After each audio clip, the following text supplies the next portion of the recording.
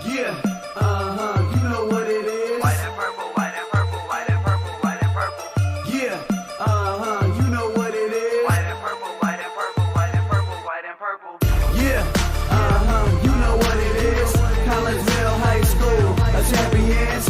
Yeah, screaming that's us. And when we on top, boy, quit fussing. All around my town, everything is white and purple, white and purple, white and purple, white and purple. We shut it down for the school and the sports team. White and purple, white and purple, white and purple, white and purple. Purple and white, but you know what I mean. Double 11 senior year made history.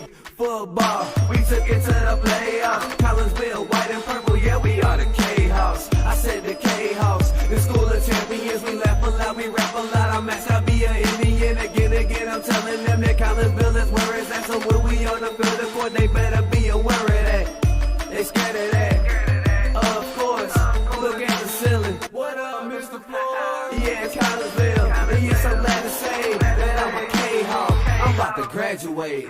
Yeah, you know what it is. Collinsville High School, a champions. Yeah, screaming that's us. And when we on top, boy, quit fussing. All around my town, everything is white and purple, white and purple, white and purple, white and purple. We shut it down for the school and the sports team. White and purple, white and purple, white and purple, white and purple. White and purple, yeah, I know you see it. You see the chaos and you tell yourself you wanna be it. I go to CHS, so I am a champ. I ran this game so long, I'm starting to get a stomach cramp. Class of 1-2, but we're number one. Shout out to all my juniors, yeah, you know we get it done. White and purple, you already know. It's little easy peasy and that boy lay low.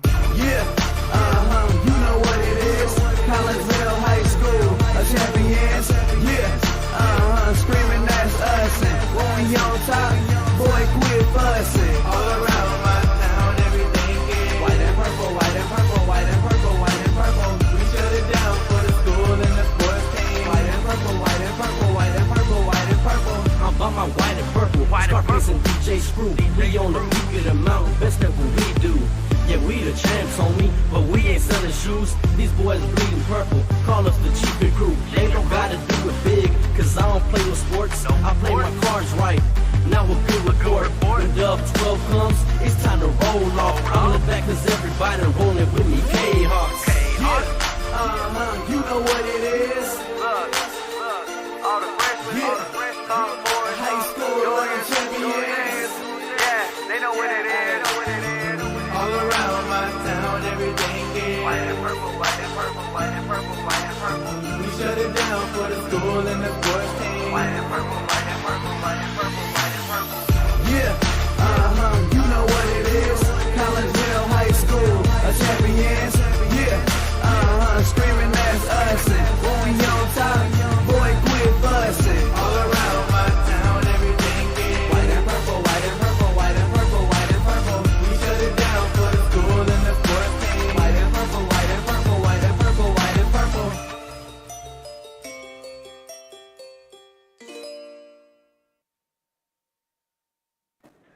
And very good afternoon, everyone, and welcome to Camelot Bowl here in Collinsville. My name is Todd Duke. Hope everyone is having a fantastic Martin Luther King Day. Just returned from Vegas yesterday, about 4 o'clock in the afternoon, got home, and we're already back at it today as we feature today Collinsville Lady K-Hawk Bowling as your Lady K-Hawks get ready to take on the Alton Lady Redbirds. And again, my name is Todd Duke. Welcome into the pregame show brought to you by Chiropractic Works in Collinsville, owned and operated by Dr. Chris McCluskey. He and his crew are focused on helping as many people as possible live high-quality lives, all through chiropractic care and wellness. You can visit Dr. McCluskey at Chiropractic Works in Collinsville, 410 Regency Center, just off of the Beltline Road in Collinsville, or give them a call at 618-343-3602 or online, chiropracticworkscollinsville.com.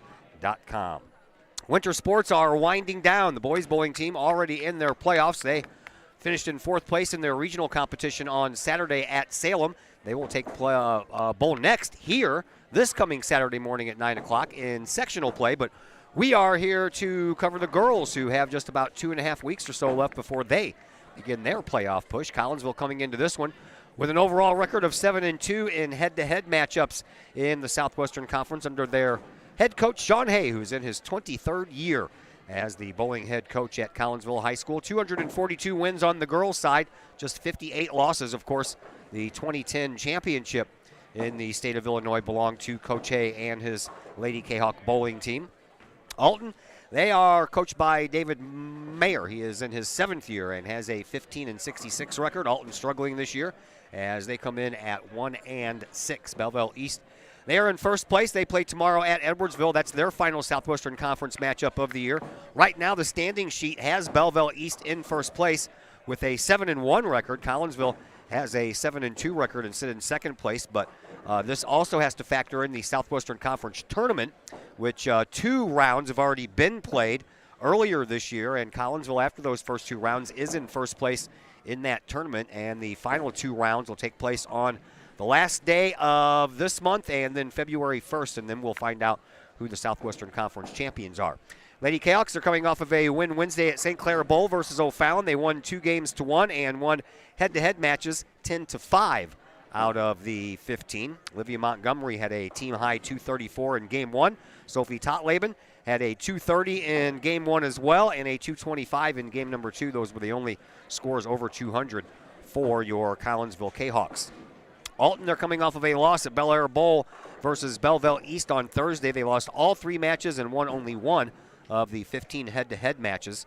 Rebecca Von Plinsky with a team-high 180 in the first game in that contest and a team-high 741 in Game number 2 for Alton. But again, they lost all of the team head-to-head matches. We'll take a break. We'll come back and talk things over with Collinsville head coach Sean Hay, and we'll do that next as the Chiropractic Works pregame show continues here on the Kahok Sports Network.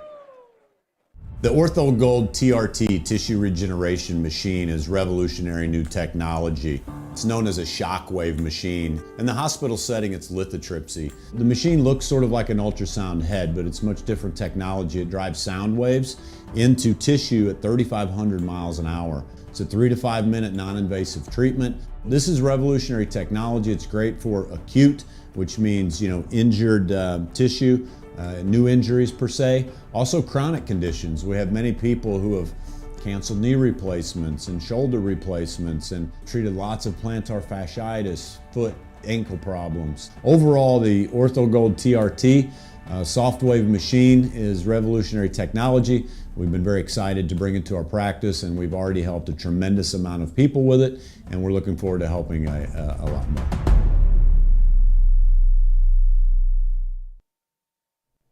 Herald Square and Cold Herald, 2 great additions to the Collinsville landscape. Next to the Old Herald Brewery and Distillery, Herald Square is a new outdoor multi-use event space in Collinsville. Concerts, fun and games, farmer markets, and so much more. Herald Square, a great space for Collinsville's future. And, just off the square's turf, Cold Herald, old-fashioned scooped ice cream gelato, house-made recipes, and premium-sourced product. If you're over 21, ask about the good stuff at Cold Herald. Watch Collinsville grow. Herald Square and Cold Herald, 2 great new additions, only in Collinsville, Illinois.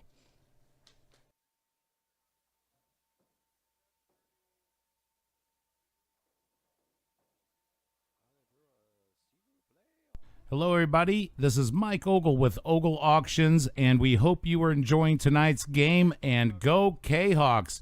Hey, check us out. Every Sunday night, we have an online auction at www.ogleauctions.com. Everything from grandma's china to grandma's motorcycle helmet, it's all here at Ogle Auctions every Sunday night at 7 p.m. Check us out, and we will see you soon.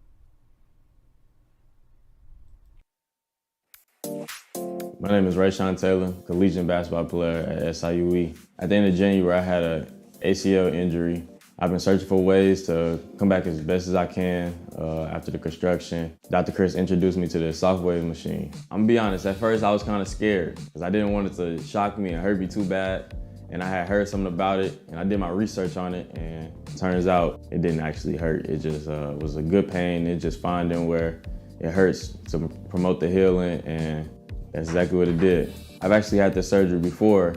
This time I feel like I'm back on my feet quicker, much faster. I'm much stronger than I was up to this point last time. And honestly, I feel like I could play right now. I'm excited to get back on the court. Thankful that Dr. Chris introduced me to this.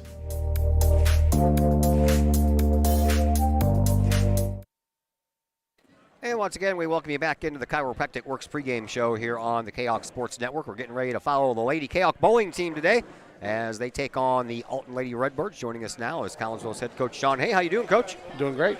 All right, let's talk about the boys before we get into the girls' side of things here. The boys just played in their regionals in Salem on Saturday and qualified for sectionals by finishing in the top 4. Tell us your thoughts on that day. Saw a lot of good things Saw a lot of good things from our kids.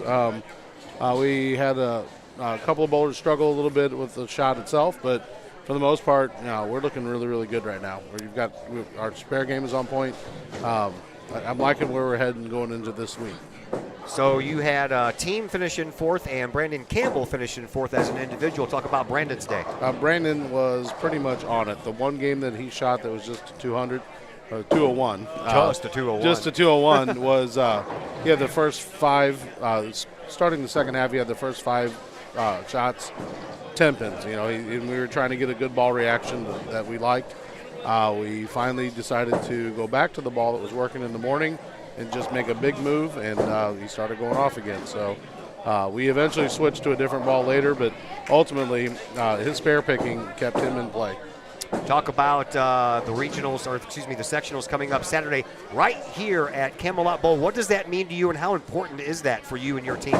Well, it's kind of nice. We get to sleep in our own beds and not have to travel very far. That alone is huge. So, and then obviously we bowl here all the time, so it's one of those things where the breakdown of how this place goes, not every team is as familiar with it as we are. So we're excited what that's going to offer us. All right, let's talk about the girls. They are rolling right along, coming off of a win Wednesday against O'Fallon. Your final head-to-head matchup with the Southwestern Conference team, and right now you sit at 7-2 in that category. Talk about your girls team. We are going to. We're going to be tough to deal with for our opponents. I'm pretty excited. Earlier in the season, obviously some things were a little rough. Obviously, Layla being a freshman, never knew if she was going to respond the way that she has. We had a lot of kids that were all pretty good, but not a lot of varsity experience, and so like steady varsity experience. So we've been seeing a little bit of that this year. And like I said, everything is progressing the way it should. Yeah, one of those things was obviously Sophia Totleben and her personal thing going on with her dad there. That must have been a little rough for her to overcome. How is she doing about now? She's doing well. First off, she's a great bowler to begin with. So you knew that even struggles, she's going to bowl better than the average person. So, but for me, it broke my heart, broke a lot of the hearts on this team. I mean, we all feel for her, but she's this is here. This is one of those things that can help focus yourself, get your mind off of some things, and let this be the sanctuary. All right, Coach, thanks a lot. We'll talk to you throughout the day. Definitely, thank you. Thank you. That is Coach Sean Hay, the Collinsville head coach for the bowling team, both the women and the men. We'll take a break here on the Chiropractic Works pregame show. When we come back, we'll get things started. All that and more coming up on the Kahok Sports Network. The Ortho Gold TRT tissue regeneration machine is revolutionary new technology. It's known as a shockwave machine. In the hospital setting, it's lithotripsy. The machine looks sort of like an ultrasound head, but it's much different technology. It drives sound waves into tissue at 3,500 miles an hour. It's a 3 to 5 minute non-invasive treatment. This is revolutionary technology. It's great for acute, which means injured tissue. New injuries per se, also chronic conditions. We have many people who have canceled knee replacements and shoulder replacements and treated lots of plantar fasciitis, foot, ankle problems. Overall, the OrthoGold TRT soft-wave machine is revolutionary technology. We've been very excited to bring it to our practice, and we've already helped a tremendous amount of people with it, and we're looking forward to helping a lot more.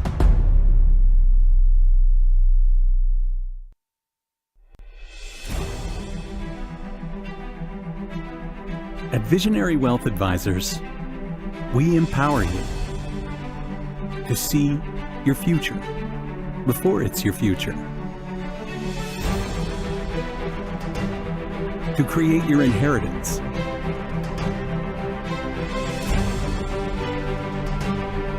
build your vision,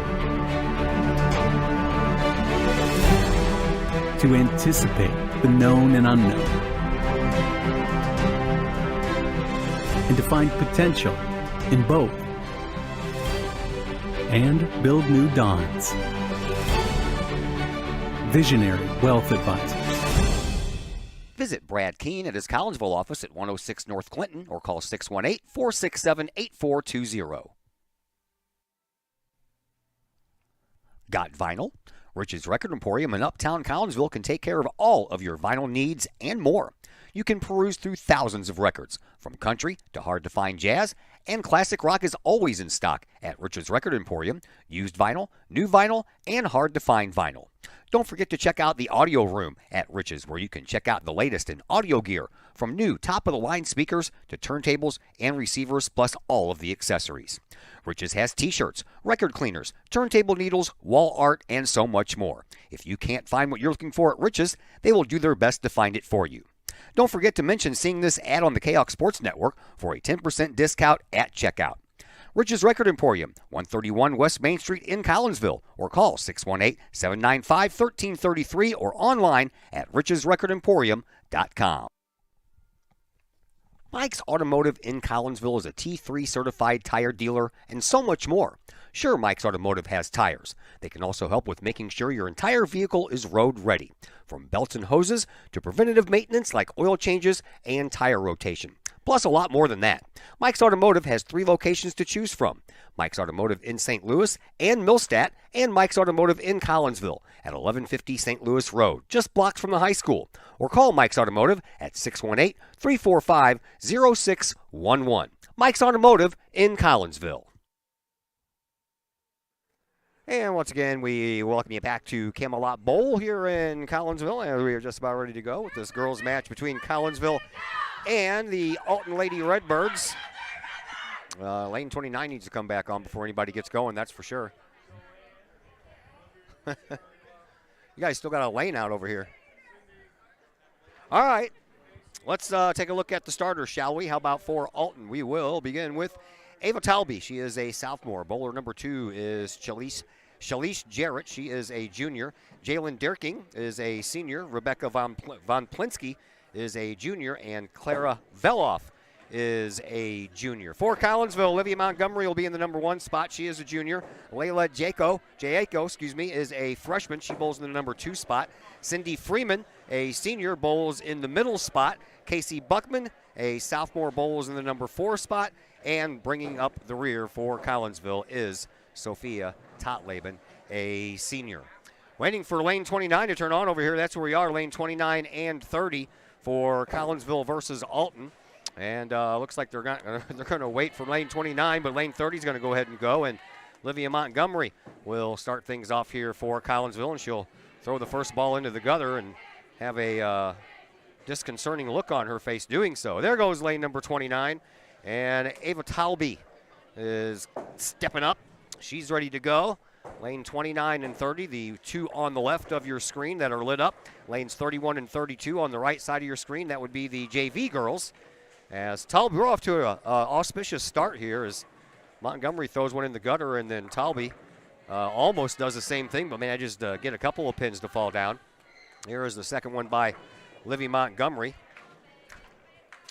And she'll leave up 2, so as I mentioned, a little bit of an auspicious start here for Montgomery. She came in averaging 188 with a game high of 234. As Talby throws down lane 29, still veering off to the other side, and she'll leave the rest of those up there. Talby came in averaging a 132 with a game high 178. So no waiting over on 29 whenever they're ready to go, unless obviously someone's throwing on 30, but usually that doesn't happen. But whoever is on 30 will have to wait for 31 to get through throwing. Here is Shalice Jarrett, a junior for Alton on lane 29. And she'll miss everything as well. Like I said, we're off to an auspicious start here. Jarrett, 131 for her average, 158 for a high. And here is Layla Jaoko, and she'll take care of 9 of them and leave the 7-pin standing for Collinsville. And the freshman sensation averages a 200 this year, and her and Sophie Totleben have both come in with the high game for the year. Both of them at a 279. Layla, she has the high series for her team so far this year with a 697. So she'll go and take care of, or try to take care of that 7-pin still remaining for her. After the gutter ball by Jarrett over on the other side, she ended up missing and ended up with just a 7. So the first 2 bowlers have gone through, and we are moving on to bowler number 3. For Alton, that is senior Jalen Durking. And for Durking, 120 for her average, 166 for the high, and she ends up with a ball in the gutter, and now that'll give way for Cindy Freeman. Cindy, a senior, 166 for a high, 209 for her high game, or excuse me, 166 for an average, and then 209 for a game high, and she'll leave up the 1, 2, and the 4 pin over here on lane 30, right before Durking, the senior for Alton, the only senior in their starting 5, will throw down lane 29. And that is on the way. After a gutter ball, she'll pick up 1 and give way to the 4th bowler for Alton, which is Rebecca Von Plinsky. Right now, Cindy Freeman trying to pick up her spare. The 1, 2, 4 remains. And she'll hit the 4, and that is it. Over on lane 29 is Rebecca Von Plinsky. She is a junior. Von Plinsky with a high of 137 this year. Or excuse me, her average is 137, a high of 180. And she'll leave up 3, while Casey Buckman, Collinsville's only sophomore in the starting 5 on the varsity side, will begin her approach down 30. And for young Miss Casey Buckman, a 187 for her average, 237, excuse me, for her high game of the year. As Von Plinsky gets ready to go over on 29. We'll keep our eye on the scores for the JV. No boys today because their postseason has already started, so they played in regionals on Saturday. They have sectionals this coming Saturday. Von Plinsky takes care of 1 of the 3. And we'll give way to Clara Veloff, the 3rd junior of the starting 5 for Alton. Casey Buckman trying to pick up the 4 and the 7 over here on lane 30.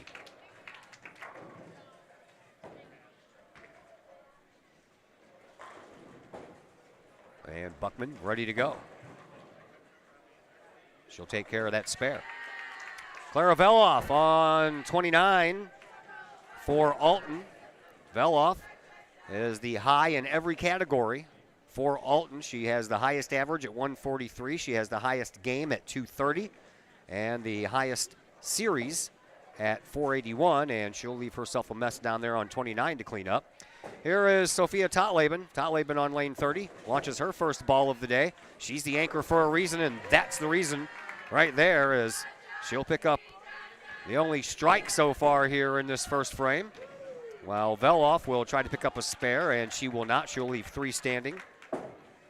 For Totleben, 206 is her average, and as I mentioned, her and Jayoko have the team highs for the year. Both of them have 279, and right behind Jayoko is Totleben in the high series. Layla had a 697, while Sophia had a 680.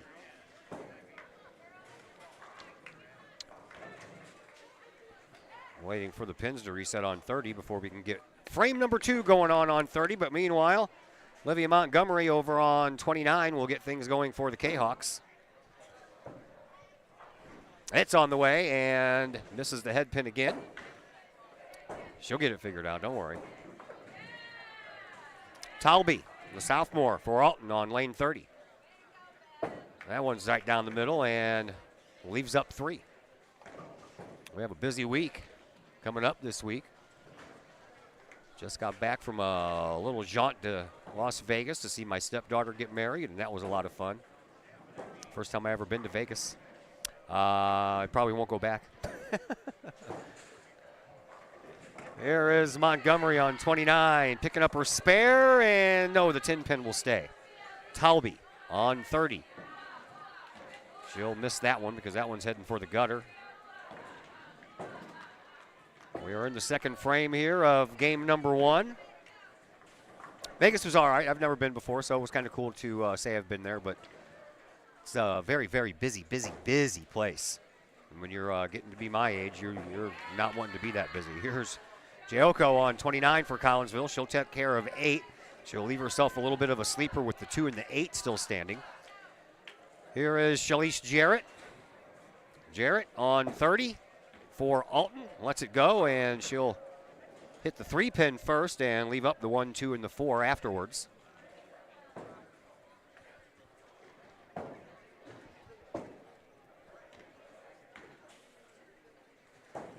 As Layla Jayoko is ready on 29. She'll let it go, trying to pick up this 2 and this 8 back-to-back, and she will. So back-to-back spares for Collinsville's freshman Layla Jayoko, as Jarrett, the junior for Alton, down 30, trying to get that ball to move to the left. It won't, and she'll leave a spare. Here is Cindy Freeman for Collinsville on 29. Cindy, one of 3 seniors on the roster for Collinsville, but the 3rd senior is on the JV team and has been all year. So we have already talked things over with Sophia Totleben earlier in a girls match that we covered. So after the final match ends here today, we will talk things over with Cindy Freeman, the last of the seniors on the varsity side. Here is Jalen Derking, and Derking will knock down 6 of the 10. While Cindy Freeman getting some instruction now from Coach Hay.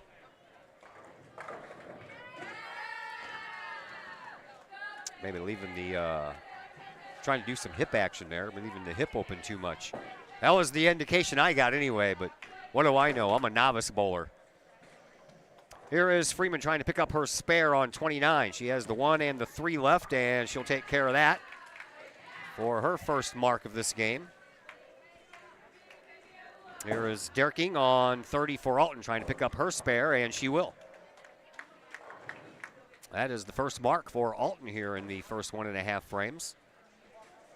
Casey Buckman on 29 for Collinsville.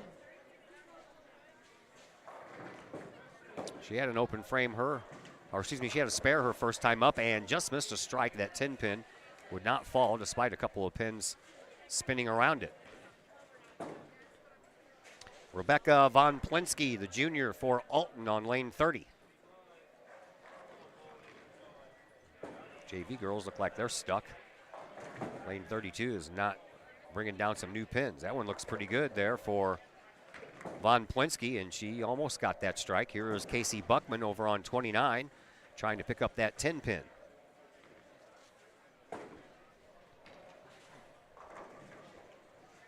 And there she goes. That'll stay up, and she will have back-to-back spares, Will Buckman. Von Plinsky trying to pick up her 5-pin spare here. And she will. Sophia Totleben on 29 to end the second frame for Collinsville. Working on a strike in her first, and back-to-back strikes to start things off for Totleben. Clara Veloff, the number 5 bowler for Alton, down 30 it goes. Makes that turn, but didn't turn quite enough, missed the head pin, so the 1, 2, and the 4 plus the 8 still stand.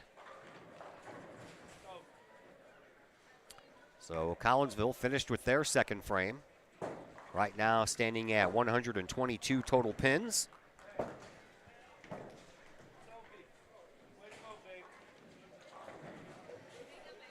And here is Veloff trying to pick up her spare, and that ball almost went into the gutter. Started to curve toward the left at the last moment, but not far enough left to hit that head pin, and she'll leave all 4 of those standing. And after 2 frames in the book, Collinsville has the 122 pins to 66 for Alton. And here is Alton's Ava Talby on 29. And that one's going to fall into the gutter. She's not very happy about that. Olivia Montgomery on 30. Will lead off the third for Collinsville. And that one looks pretty good. Just nipped that head pin, left up 2. Talby on 29 for Alton, trying to pick up a 10-pin spare, and she will. Trying to figure out the lane, the ball movement, and everything, and Miss Talby seems a little frustrated.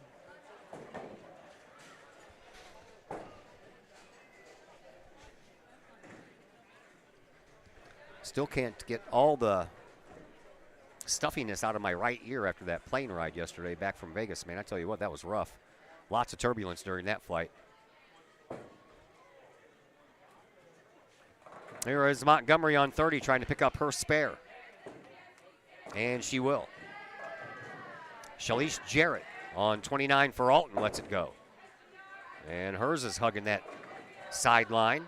But she'll get 6 of the 10. Almost left up 5. That 7-pin fell down last. Layla Jalko on 30 for Collinsville. Working off back-to-back spares in the first 2 frames, and she'll have to try that again. That's the same as her first setup when she left the 2 and the 8 up. She took care of it in the first frame. Going to have to take care of it again here in frame number 3. Here is Jarrett for Alton on 29. She'll take care of most of them. She'll leave the head pin, though.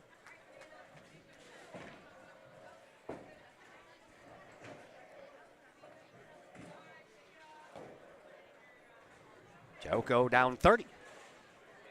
Move that ball over there. There you go. That moved at the last minute, man. Here is Jalen Durking on 29 for Alton. She'll knock down 7. Leave herself up the 2, 4, and 5. While Cindy Freeman gets ready to go on 30 after the young JV bowler for Alton goes on 31.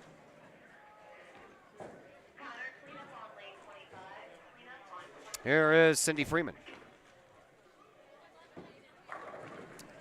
Get off of that gutter. It did. It moved over, but she'll leave up a bit of a mess there, and especially in that back corner. Yeah, that won't go down. The 4-pin moved over and kind of stuck itself right next to the 7-pin, and the pin setter came down and just stopped because the pin moved, and now it's not going to go down all the way. So we have a stuck situation over here on 30.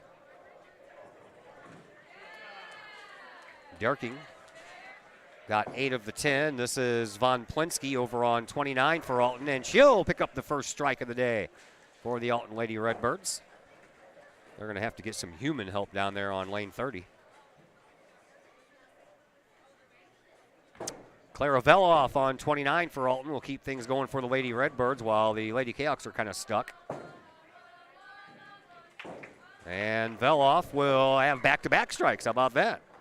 Von Plinsky and Veloff with back-to-back strikes for Alton. So Alton is finished with the 3rd frame. They stand at 130 pins right now. Collinsville with still 2 bowlers plus the final ball from Freeman down 30, and Collinsville has 164 pins, so they will escape with the lead. No, you're going to have to move the pin, dude. See?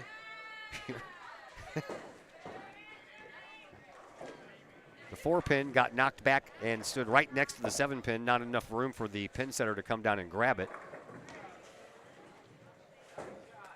So we are stuck in a holding pattern yet once again.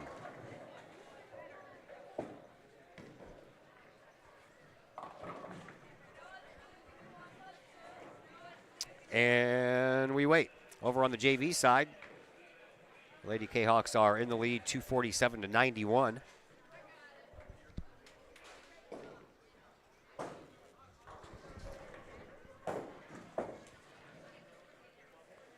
Now they got somebody down there to take care of it. Like I said, got a busy week. Got some hockey for you tomorrow and Thursday. Both of them are 9 p.m. games. And both of them are at the O'Fallon McKendree Recplex. Tomorrow night against Columbia. Thursday night against O'Fallon.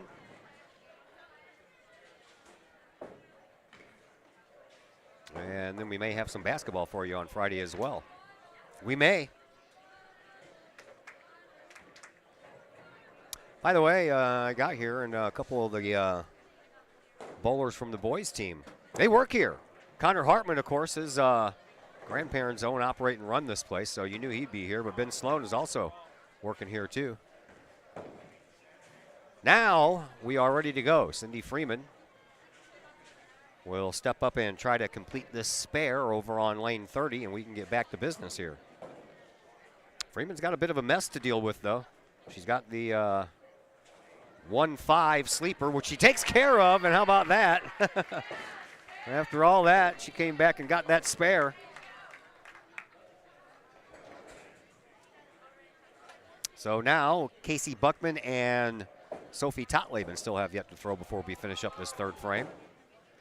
Here is Casey Buckman, the sophomore, who is coming off back-to-back spares in the first two frames. It's on the way, and that one looks pretty good. That's a strike, her first of the game. Totleben coming up, looking for a turkey to start this first game off with.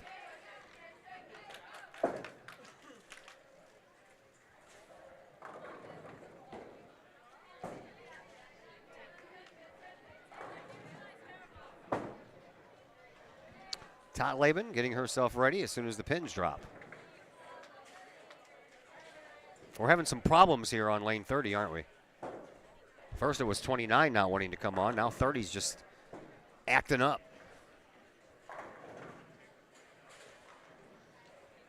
Now she's ready, and her JV counterpart is finished over on 31.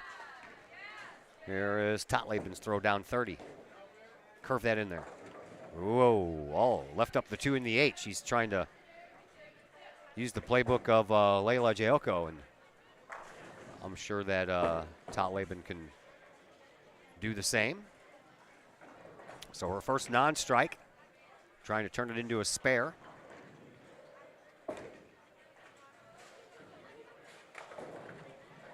As she readies herself on 30. It's on the way. And she'll pick it up.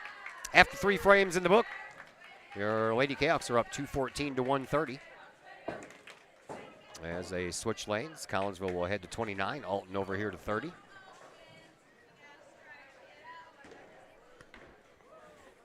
We're going to do the All-Star game for the hockey folks as well. That's on February the 2nd. I was trying to get some help in the color commentary department. Still working on it. Here's a ball right down the middle there for Ava Talby, but she's going to leave herself an ugly split. 7 pin on the left and the 6 and the 10 on the right. Meanwhile, here's Livia Montgomery on 29, and she will pick up her first strike. That follows a spare in the third, so she's starting to heat up. Talby will have some work to do over here on 30. The leadoff bowler for Alton lets it go. She's trying to get that 6 and that 10 and almost hit that 6 pin on that extreme right side to get it to kick over and hit that 7, but just barely missed. Here is Jayoko, and she'll pick up her first strike of this game, so 3 spares and a strike for Layla. Meanwhile, Shalice Jarrett on lane 30 for Alton, ready to go. That ball's looking pretty good. She'll leave up the 7, though. Cindy Freeman on 29 for Collinsville.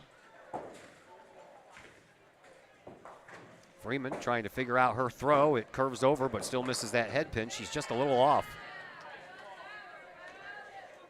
1-2-5 is what remains for Freeman. The only thing left for Jarrett is the 7 pin, and she'll take aim at that now, and she'll end up putting it in the gutter right before it gets there.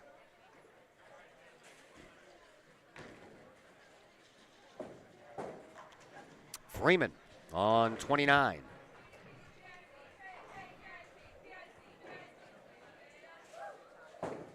She'll let it go. Oh, yes, she did. Cindy Freeman picking up some pretty good spares over here in this first match. Meanwhile, a gutter ball there for Jalen Derking for Alton on lane 30, so she'll have to pick up a 10-pin spare.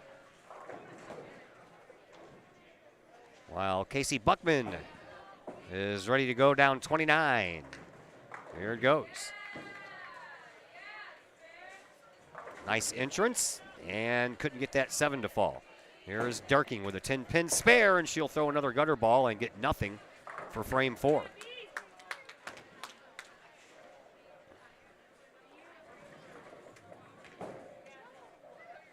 I never understood why the automatic pin setter sweeps away a perfectly good set of 10 pins just to reset them and put them down again.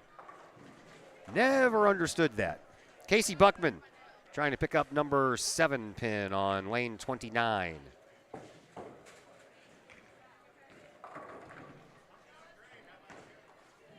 There it goes.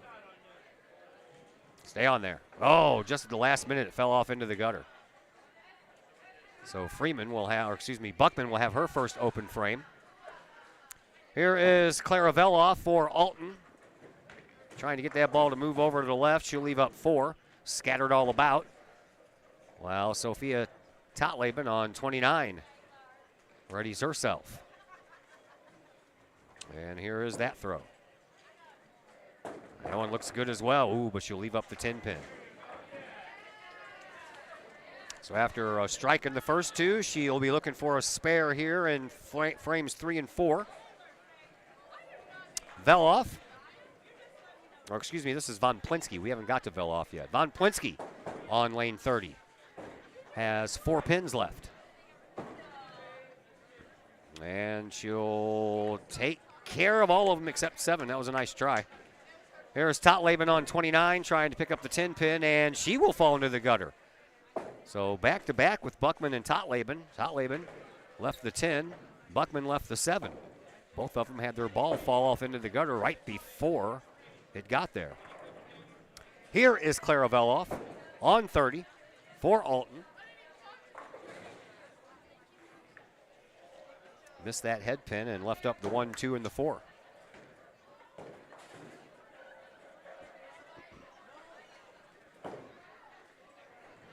They are finished with the 4th on the JV side. Collinsville up 347 to 154. One more throw, and we'll be finished with the 4th frame over here on the varsity side as well. And here is Clara Veloff as she lets it go down 30, and that one needs to curve, and it just misses that head pin, and she'll leave up the 3. And after 4 frames, the varsity ladies are up 307 to 186. Ava Talby on 29, not wasting any time, ready to go for Alton. And she's going to be all over that head pin, and she'll pick herself up a strike. And that is the first strike for her, as she has had a spare and the rest open frames. Olivia Montgomery on lane 30 for Collinsville. Montgomery getting that ball to move in there. She'll take a strike. Back-to-back strikes for young Miss Montgomery. Strike also for Shalise Jarrett. So back-to-back team strikes here for Alton in the 5th. We'll see if Layla Jalko can do the same thing over here on 30 for Collinsville. Meanwhile, Jalen Durking on 29 for Alton. She doesn't like that throw at all, as she'll have that ball go all the way from the right, all the way to the left. She'll be lucky enough to knock down 3. 4, actually. There is Giocco on 30 trying to give Collinsville back-to-back team strikes, and she will not. 6 and the 10 remain.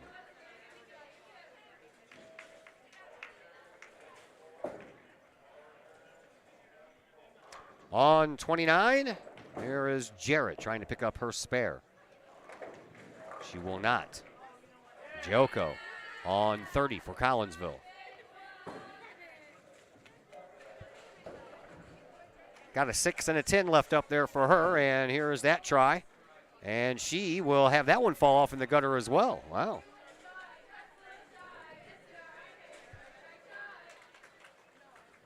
So the first open frame for her. There is Rebecca Von Plinsky on 29, and she'll leave the 10 pin up. Cindy Freeman for Collinsville on 30. Freeman looking for that curve. It's just not curving it up, but she's had no problems picking up some spares, that's for sure. 3 spares in this first matchup so far. Von Plinsky on 29. She's going to miss that 10 pin right down the middle. But that's not where the pin was.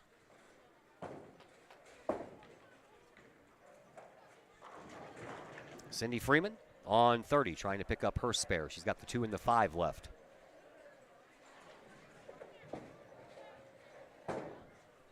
And it's on the way. Curve in there. There you go. At the last second, that one slanted a little bit toward the left. Took care of business. Here is Veloff for Alton. She'll take care of a strike. 3 strikes in that frame for Alton as their 5th frame comes to a close. Casey Buckman on lane 30.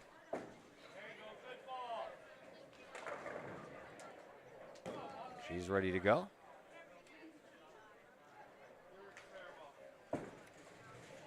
And it is in there for a strike. The young lady on 31, by the way, for the JV team, that is the other senior for Collinsville, Caitlin Stewart, but she plays on the JV side.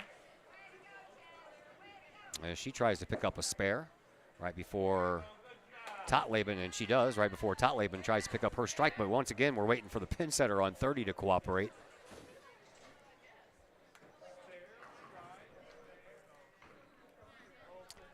It finally cooperates, and Sophia Totleben down 30 trying to end the 5th. Looks good. Oh, left the 10 pin up again.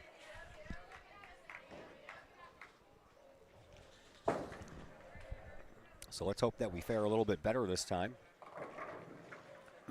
Excuse me. Than the last time she left the 10 up, which was last frame.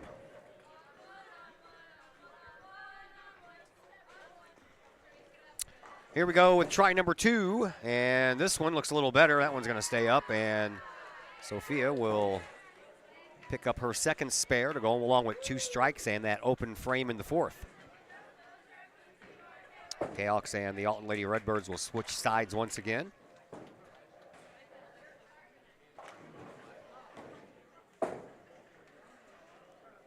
Olivia Montgomery and Ava Talby, number 1 bowlers for their respective teams. First for Alton. Here is Talby on lane 30.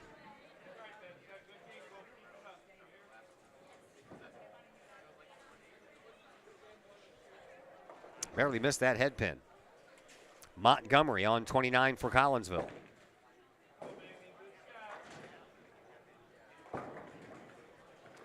And that one needs to curve a little bit more too. Both of them hit the 3 pin first instead of the head pin. Talby on 30 will try to pick up this 1-2 to give herself a spare after she picked up her first strike in the last frame. That one's going to need to move over, and it does not.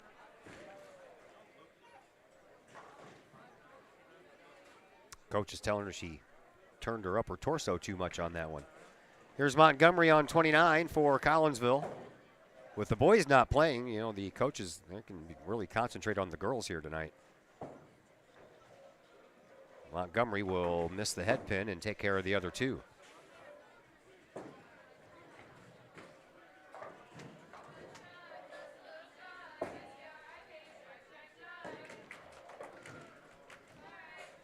Maybe they slept too long today because it was a non-school day. Maybe that's it. Shalise Jarrett on lane 30 for Alton. I think they're all trying to wake up. Here is Jaoko on 29 for Collinsville. Strike written all over that one. That one looked good. 2nd strike of this first game for Layla. Open frame in the last frame. Started off with 3 straight spares. A couple of strikes sandwiched around that open frame in the 4th and the 6th. Cindy Freeman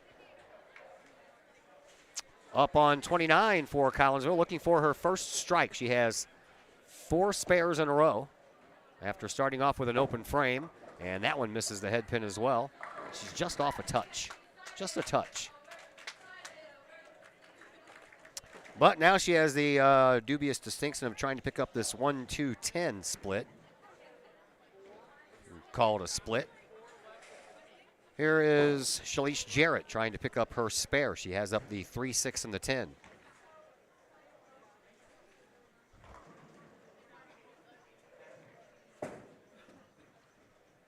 Looks like she'll take care of that one pretty well. Freeman. See what she can do with this 1-2-10 mess. There is that attempt. Get it. Oh. Thought she was going to tick that 1 pin right there on that left-hand side and kick it back to the 10, but the only thing she could do is pick up the 2. So Freeman still looking for her first strike. Here is Jalen Durking on 30 for Alton, right down the middle, and takes care of all of them. Casey Buckman on 29, trying to keep pace.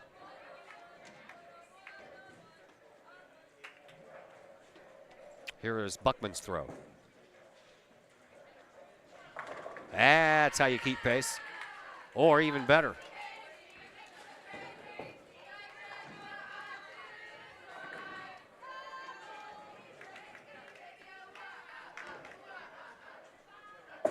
Rebecca Von Plinsky on lane 30 for Alton.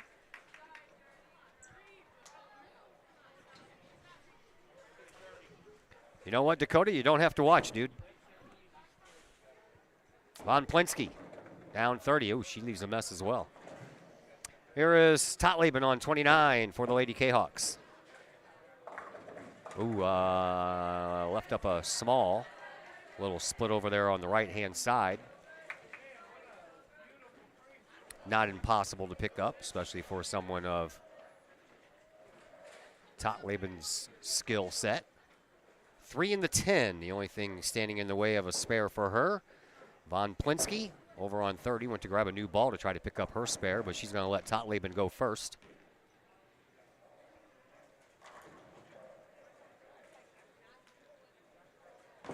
And there it goes. She will miss the spare. Leave the 10. Von Plinsky on 30. She has the 7 and then the 6 and the 10 left.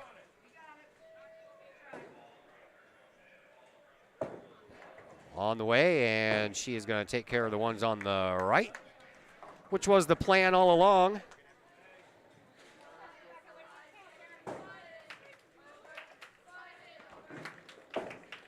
And that means we're down to Clara Veloff. Veloff on 30. She had a strike on her last throw in the 5th frame, trying to do back-to-back here, and that one's right down the middle, and oh man, the 5-pin left.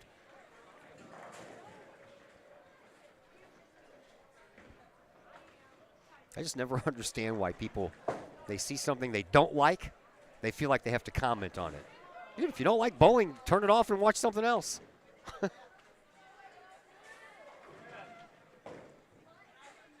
Veloff has that 5-pin standing up. 5-pin's in the middle. It always amazes me how the 5-pin can stay standing when all the other pins around it fall. She'll pick up that one, no problem at all. And after 6 frames are in the books, Collinsville's lead is 468 to 307. On the JV side, they are 2 bowlers into the 7th frame. Collinsville up on that one as well, 517 to 287. And here is a strike by Ava Talby. Talby's 2nd strike here in this first match.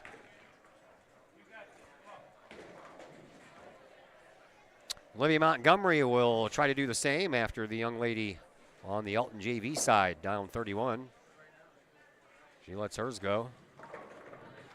Picks up a spare, so Olivia is ready to go on 30 for Collinsville. Get in there. Hey, I left up the 10 ball. 10 pin. Here is Shalise Jarrett on 29 for Alton.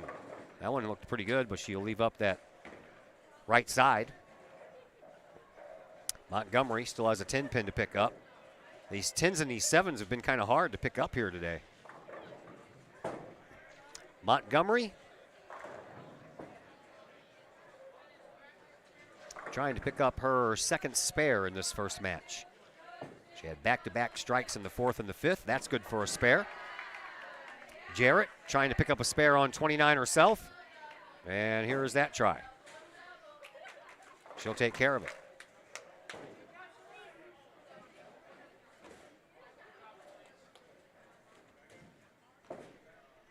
Layla Giocco on 30 for Collinsville. The freshman lets it go. didn't get that big curve over there, or a little bit more of a curve. Here is Durking on 29 for Alton. She'll miss the head pin.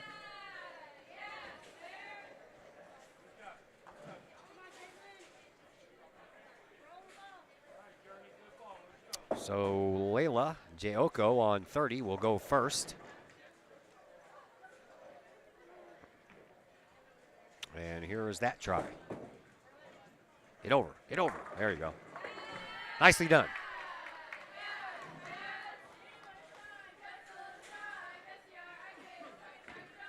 Darking on 29, trying to pick up her spare.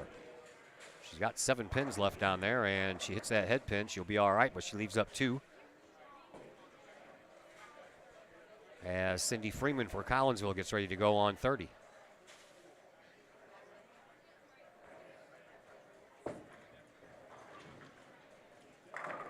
Here she goes. There you go. That looks good. First strike of the day for Cindy Freeman.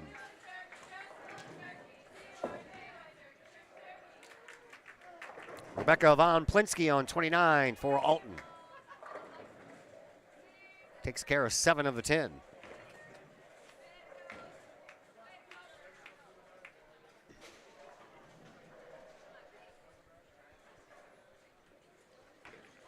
Casey Buckman on 30 for Collinsville. I think Von Plinsky was waiting for her ball to come back.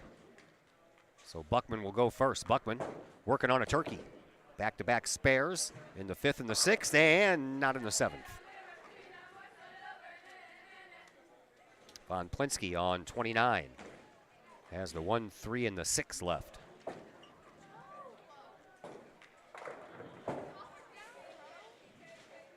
Looking for it to move a little bit. She'll miss the head pin, but take out the other 2.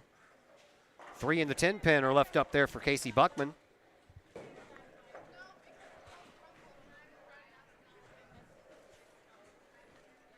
Buckman on 30. She'll only get the lead pin and leave the 10. Clara Veloff on 29 for Alton. That looks pretty good. That's a strike.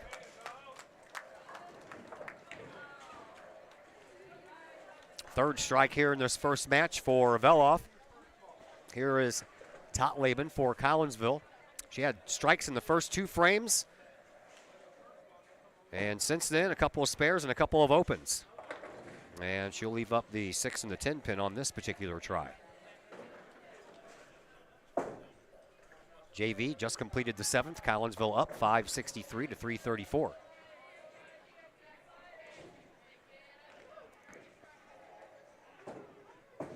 Totleben to finish out frame number 7. She does so with a spare, and as we head to the 8th frame, Collinsville up 544 to 379.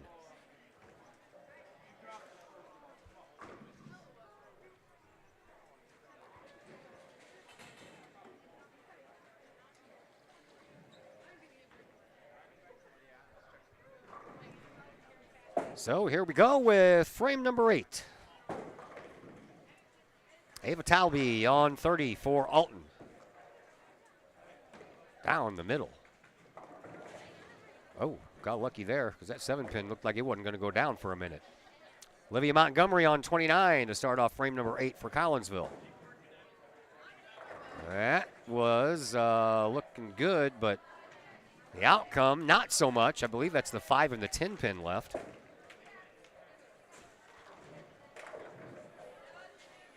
Six pin remains for Talby. Excuse me. Stay up. Nope, it does not. The girls head coach, because David Meyer is back in the distance just kind of watching all this, but I think he has one of his assistants taking care of the girls team, and he's a little animated. Here's Montgomery trying to pick up her split, and she will not. While Shalice Jarrett gets ready to go for Alton on lane 30. That one looks pretty good. Got a little bit too much head pin right at the end. Layla Jayoko on 29 for Collinsville. she'll get that thing to curve in there as well. But again, just a little bit too much head pinch. She'll have a split to deal with as well. There's the coach I was talking about for Alton, trying to help out Jarrett. He's kind of fun to watch. There's Chris Kuznarek is here. The Alton athletic director here, taking on a little girls bowling action. Jayoko down 29. Going for, split them. Jarrett, after some instruction, trying to pick up her spare, and she does just that.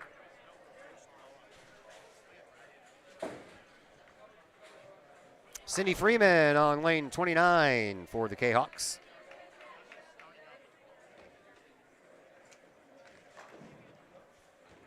Working on a strike, would like to do it back to back. Here is that try, and that's too much head pin as well.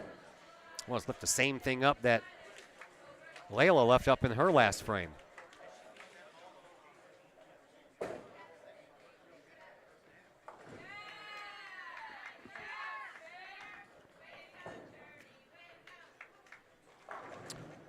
Here is Jalen Derking on 30. She'll take care of 8 of the 10.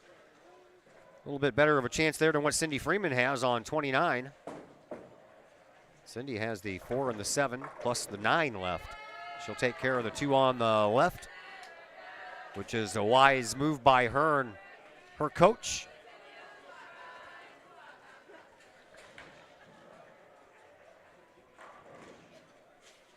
As Casey Buckman, the sophomore, is ready to go. Down 29. Looks good. Strike.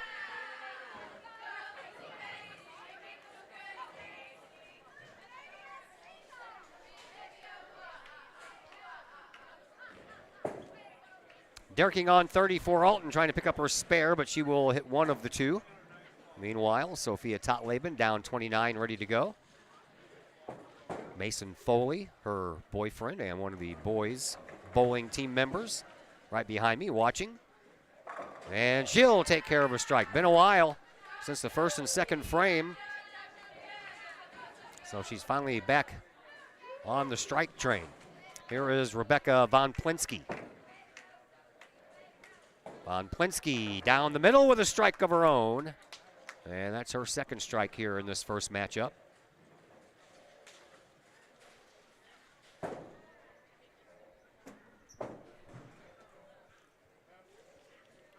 Collinsville's finished with the 8th as we await the throw from Clara Velhoff as soon as lane 30 wants to cooperate and give us some pins.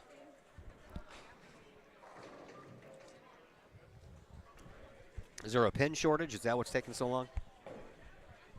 Why not? Veloff down 30. The ball needs to move. It does. Barely got that head pin, and as a result, 1 pin left standing for the junior, Clara Veloff.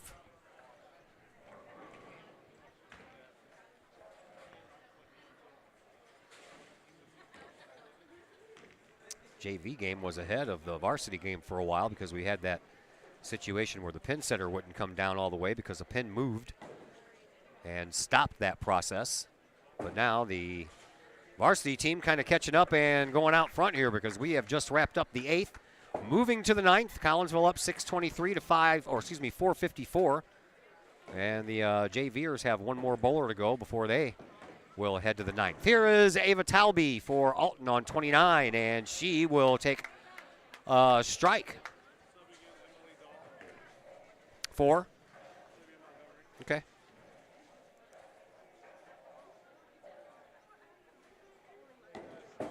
Emily Dahl will come in and sub for Olivia Montgomery. And that's what she does with the first one. That's a strike. And a strike for Shalice Jarrett. Back-to-back team strikes here for Alton in the 9th. Jayoko trying to do the same thing here for Collinsville after Emily Dahl comes in the 9th.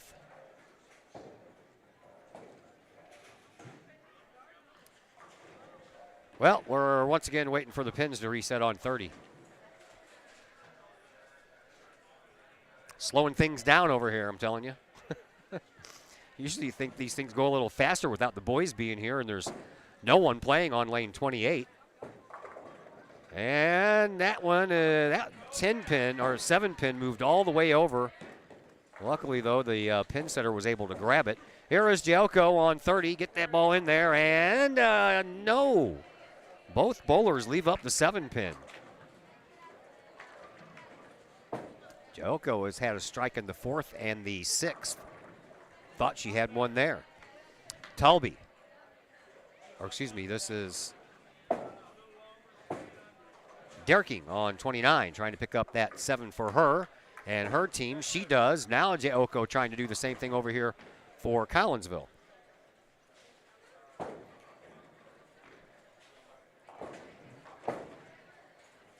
There is that try.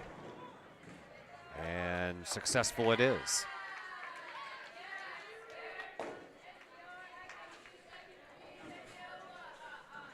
Over on 29, Rebecca von Plinsky on point and gets a strike out of it.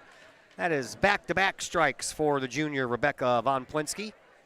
Cindy Freeman on 30 for Collinsville. On the way. And good for a strike. Second strike for Freeman. Here is Veloff, and the anchor bowler for Alton ends up throwing one in the gutter.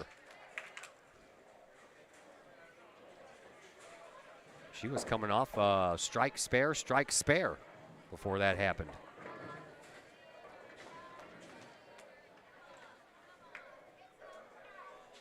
Veloff on 29.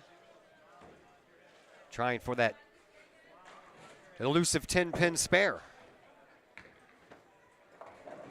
She'll only get 6. Casey Buckman on 30 for Collinsville. Looking for back-to-back strikes herself. Looking good. There you go. Coach A saw that one halfway down the lane. That looks good.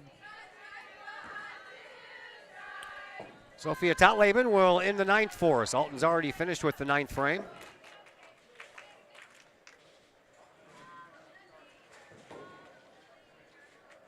Three strikes and a spare here in this 9th frame for Collinsville. 3 strikes and a spare for Alton as well until Veloff left an open frame. I'm sure Totleben is going to try her best not to do that. Here is her throw. Looks good. And, 1 pin left standing. 9-pin wouldn't fall.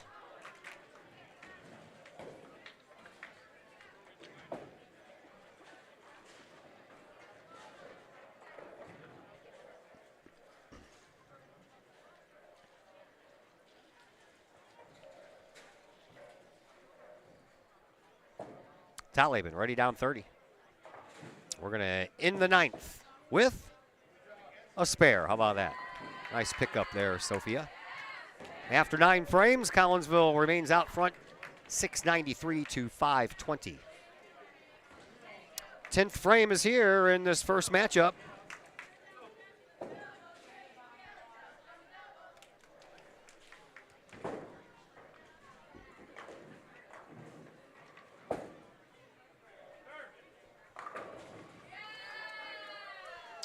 And first up for Collinsville is Emily Dahl. Emily with a strike, filling in for Olivia Montgomery. There is Ava Talby for Alton on 30. She'll miss the head pin, but she'll leave up 125, or 128, excuse me.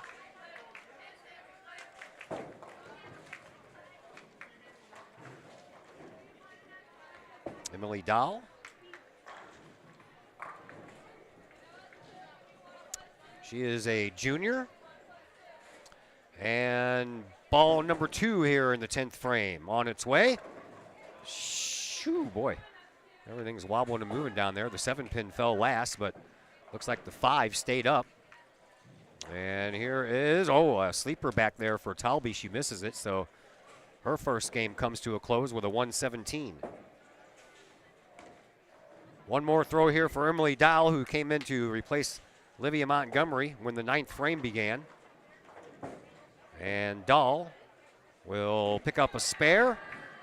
And the combo of Montgomery and Dahl will pick up a 168, while Jarrett picks up a strike on 30. For Alton, Collinsville wins the head-to-head matchup of the number 1 bowlers. Now we're down to the number 2. Jarrett starts off with a strike. Here is Layla Jaoko for Collinsville on 29. A lot of head pin there. She'll leave up the 4 and the 7. Jarrett, by the way, that was back-to-back strikes for her. She had a strike in the 9th. Starts off the 10th with the same. Here is her second ball here in the 10th. That one is going to be a strike as well.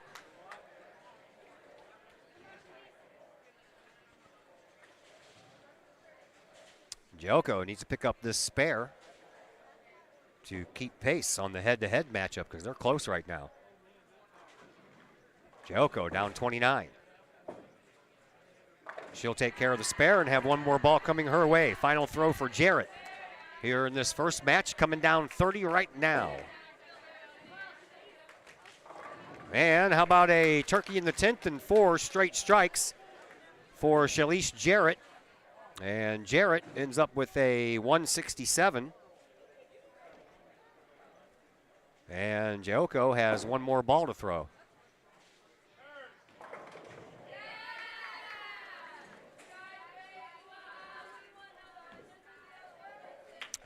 Layla is having some shoe problems.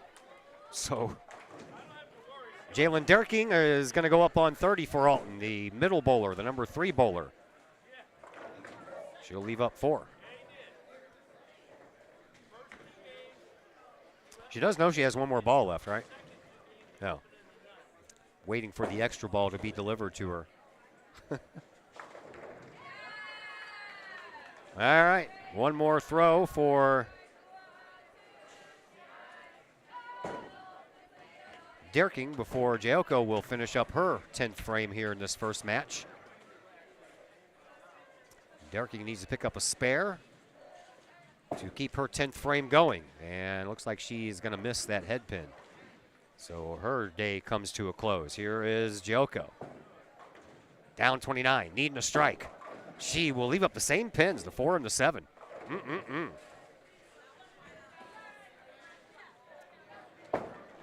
Derking ended up with a 92. Jayoko ended up with a 162, so she will lose the head-to-head matchup to Shalice Jarrett by 5 pins. Here is Rebecca Von Plensky. Down 34, Alton with a strike. Cindy Freeman, the number 3 bowler. She will have no problem winning this one as Derking is done with a 92, and right now Freeman has a 122 before she even let that ball go. And she'll leave up 1 pin.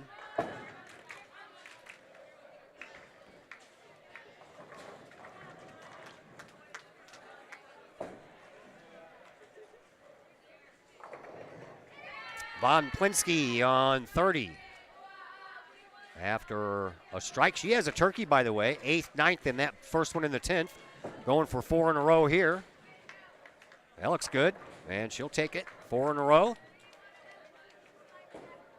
And she will put some pressure on Casey Buckman when Casey gets up to throw after Cindy Freeman finishes up. Freeman has the 1 pin left for a spare to try to give her an extra ball, and she'll take care of that one.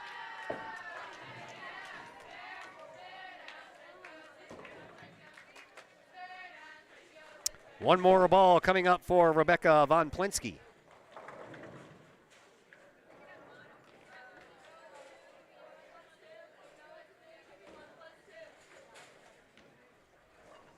Von Plensky steps up after, tell you what, lane 30, man, that delay in setting those pins down. Kind of wonder if it takes some of the bowlers out of their mindset of, I'm going to keep going. See, that one's a little off the mark there by Von Plensky, so she'll end up with a 170. Here is Cindy Freeman's final throw here in this first match. And Freeman will end up in her first game with a 150. She'll win the head-to-head matchup with Derking, who threw a 92. Von Plensky's already done. She has a 170. Casey Buckman trying to keep pace. Right now, Casey is at a 153, and she is working on back-to-back strikes. But Clara Veloff will go first on 30 for Alton.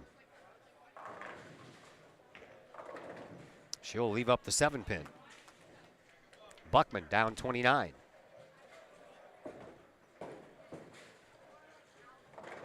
And strike for Buckman. And for Casey, that is 3 in a row. 8th, 9th, and 10th gives her a turkey. Veloff trying to pick up pin number 7 on 30 to give herself 1 extra ball. That one's going to have to do a lot of curving, and it doesn't. She doesn't like it at all.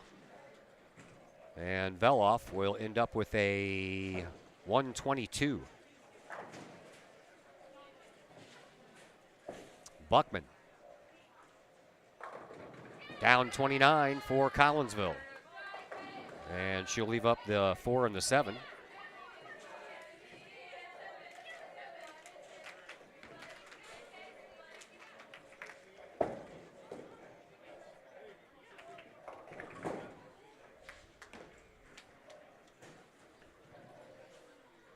Buckman waiting for a ball to return. Well, if it's not 30, it's 29. Here's Buckman. She finally got it back.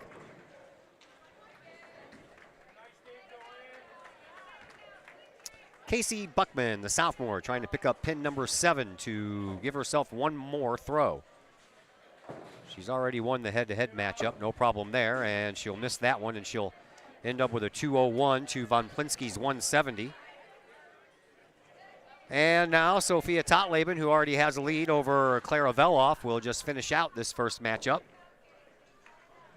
Collinsville will win 4 of the 5 head-to-head matchups, and they'll win the game as well. As Alton is already finished, they stand at a 668. Collinsville is already over 800 and looking to pile on some more. And Sophia will leave up 1 pin.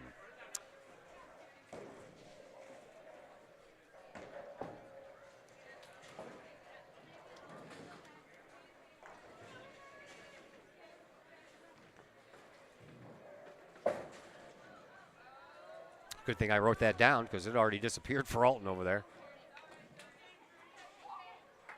Totleben trying to pick up this 1 pin out there to give herself 1 more throw, and she will.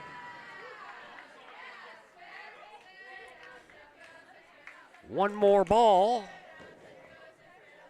for the senior Sophia Totleben. They're on the last bowler on the JV side as well. And the JV Lady Kahawks will win that first matchup. Totleben, 1 more ball yet to throw.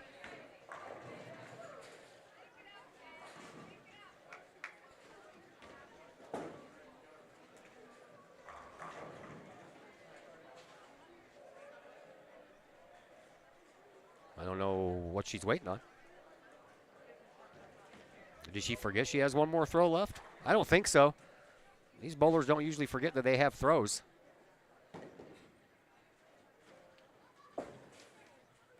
Now she's ready.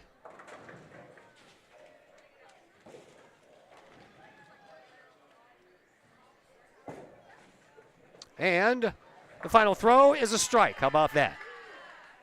And Sophia ends up with a 182. And Collinsville will win 4 of the 5 head-to-head matches. They will win the game 863 to 668. The JVers won 830 to 465. So Collinsville up and running here in this first matchup of the day, and it is time for us to take a little break here as we get ready for matchup number 2, and we will bring that to you in just a moment here on the Kahok Sports Network. First National Bank of Waterloo, with over 100 years serving the Metro East. Visit First National Bank of Waterloo at their Maryville or Collinsville locations for all of your banking, mortgage, and lending needs. Why?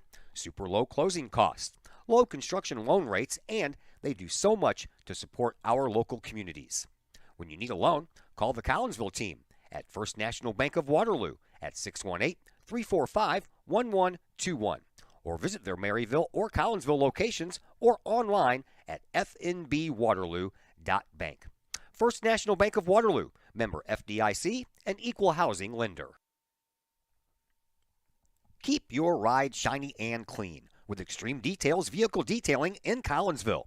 Owner Jay Merkel and his crew at Extreme Details believe in the value of community and in helping their community hold the value of their vehicles with a sharp-looking, clean ride that you and your community can be proud of. Extreme Details can handle any job, whether you drive a small car, an SUV, or even a bus or RV. No job is too big or too small at Extreme Details. Extreme Details offers scratch and oxidation removal, no matter what you drive: cars, trucks, motorcycles, boats, and more. Plus, Extreme Details can handle fleet vehicles for you and your company. Call Jay and the gang at Extreme Details at 618-977-1224. Check for periodic specials on the Extreme Details Facebook page. Put the shine in your ride with Extreme Details, 618-977-1224. Collinsville Barbecue Supply, home of Code 3 Spices, is first responder owned by proud Kahok alums. Located at 302 East Main Street, Collinsville Barbecue Supply is one-of-a-kind barbecue headquarters that focuses on everything barbecue and cooking, providing the best American-made barbecue grills, in-person class instruction, smokers, rubs, sauces, accessories, and cooking expertise from professional barbecue experts, including an in-house chef and pit master. Code 3 Spices provides award-winning rubs and sauces that support our nation's first responder and military organizations that focus on providing aid to the fallen, suicide prevention, and PTSD awareness. Stop by and see the guys at Collinsville Barbecue Supply for all of your cooking and grilling needs. Collinsville Barbecue Supply, home of the 4-time World Championship Patriot Sauce. Learn more about their products and mission in giving back to those who serve at collinsvillebarbecue.com. Are you looking to update the appeal of your home's interior? Look no further than Hayden Interiors, LLC. Hayden Interiors, LLC is owned and operated by former Kahok graduate Nick Hayden. Hayden Interiors, LLC will help you get that new look that you want for your home. Flooring, baseboards, doorways, as well as interior renovations or interior additions, kitchen, living room, bedroom, hallways, basements, stairways. Let Hayden Interior LLC help you find the look that you want. Call Nick Hayden today at Hayden Interiors LLC, 618-772-6790 for your free estimate. Hayden Interiors LLC, on budget, on time, every time. That's Hayden Interiors LLC. Call Nick at 618-772-6790. Once again, welcome back to Camelot Bowl here in Collinsville. Cahoks win the first matchup. We're into the second matchup. We are just about ready with frame number 2. Alton's finishing up frame number 1. Collinsville in that first frame had 4 straight strikes, and then it was up to Sophia Totleben, and she almost got them all down as well, but that 10 pin, that pesky 10 pin, wouldn't fall down, or Collinsville would have started off with 5 strikes here in this second matchup. All right, I got to step aside for a minute, but I'll let you enjoy the sights and sounds of Camelot Bowl here in game number 2, and I'll be back in just a moment.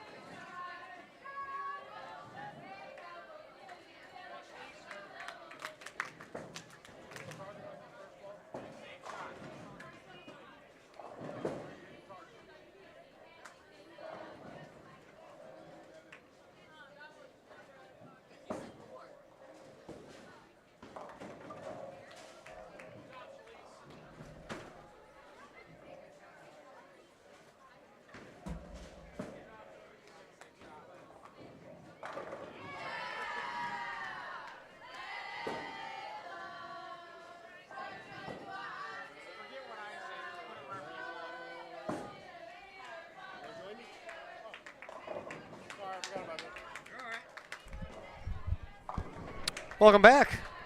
Todd Duke along with you, along with Collinsville head coach Sean Hay. Coach, that was a little rough start for both teams there on that first matchup, man. It seemed like everybody was just trying to get going. Maybe they slept too long today. I'll be honest with you. I think holidays, I've never seen teams coming out firing after a holiday.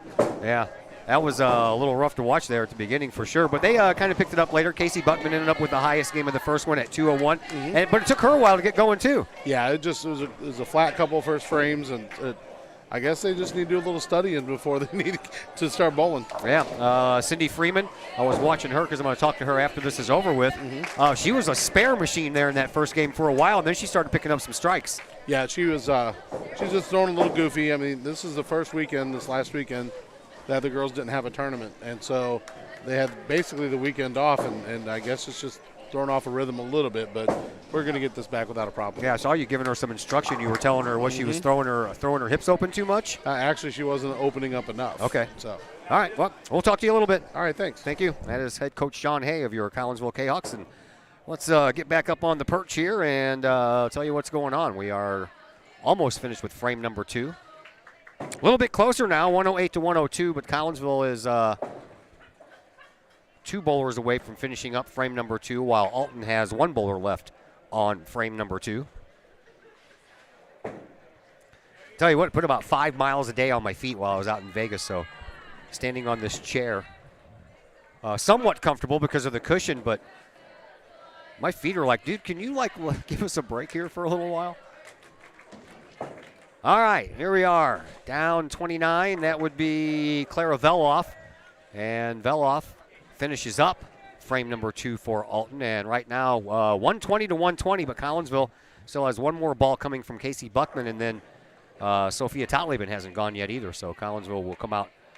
I'm confident Collinsville will come out leading after 2 frames here when it's all said and done. Confident, I tell you. So the Kahawks won the first matchup, and they took 4 of the 5 head-to-head matchups. So the Kahawks are out front now and trying to keep it that way. Here is Buckman on 30. Ooh, false start. She's like, I'm going to start all over again.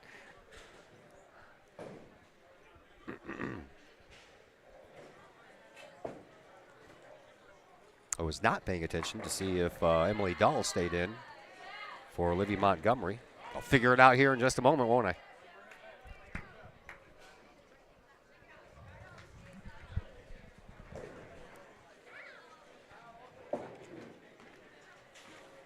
Now, Casey Buckman looks like she's ready.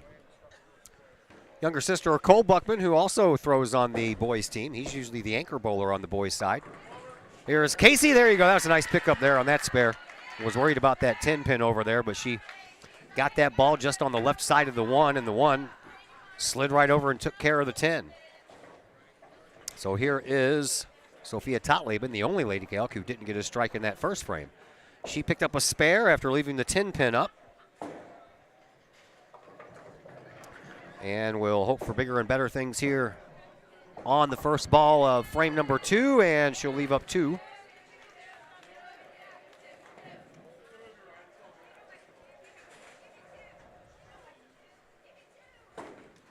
JVers are about midway through the second frame on their side.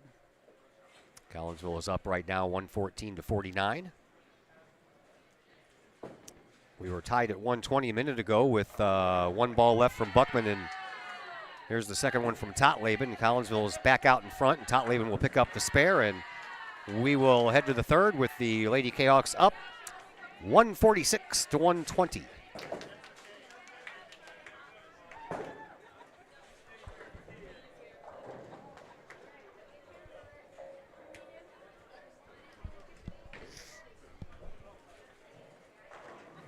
All right, here is Emily Dahl. She stayed in the game. And her will leave up 1. Ava Talby on lane 30 for Alton. Trying to keep pace. That ball moves over and hits that head pin, and she'll leave up the 7. Same pin. Well, no, not the same pin, sorry. I believe that's the 4 pin. Yes, the 4 pin left up on 29 for Emily Dahl.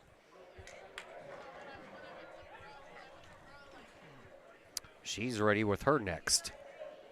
Emily, by the way, averages a 159 on the varsity side, but she is only playing in her 6th game on the varsity side for Collinsville. She had a high of 170, but she's on fire here early. Came in on fire in the 9th frame when she took over for Montgomery. So Talby misses her 7-pin,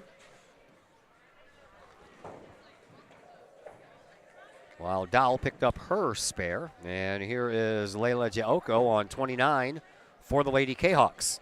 She'll swing that one in there and pick up a strike. Shalise Jarrett on 30, trying to keep up. Turkey, by the way, for Jaoko. And Jarrett will not pick up a strike. She'll have to clean up a mess. That is the 1-2-10. Cindy Freeman over on 29 for the Lady Kahawks.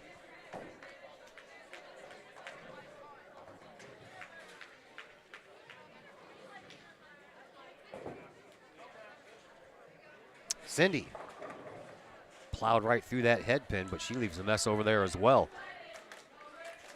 3-6-10 on the right side, plus that 7-pin over on the left side. Here comes Jarrett trying to pick up this 1-2-10 mess over here on 30.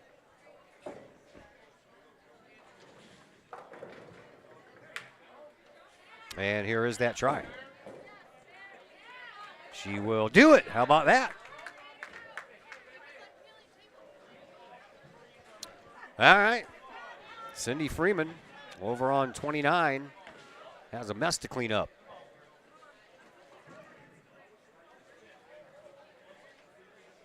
Here it goes. That's not going to do it.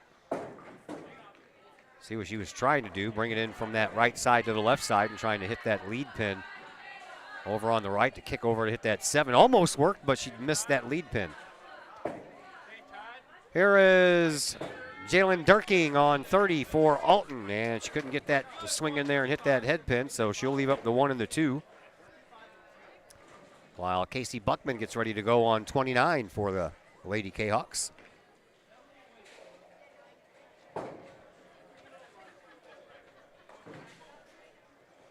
And here it goes.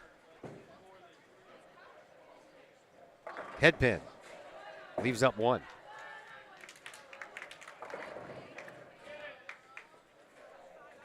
Durking on 30. For Alton. Trying to pick up her spare. She will.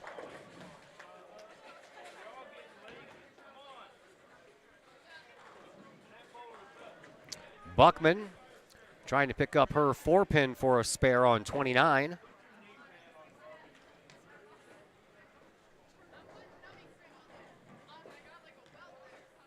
And here goes. She does.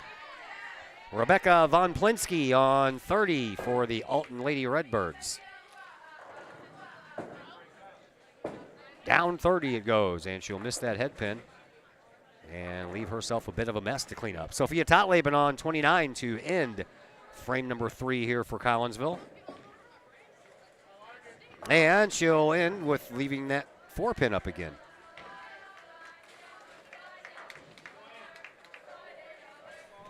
Her and Buckman both left up the 4-pin. Here's Von Plinsky trying to pick up this spare. She's got the 1, 2, 7, and 9 left.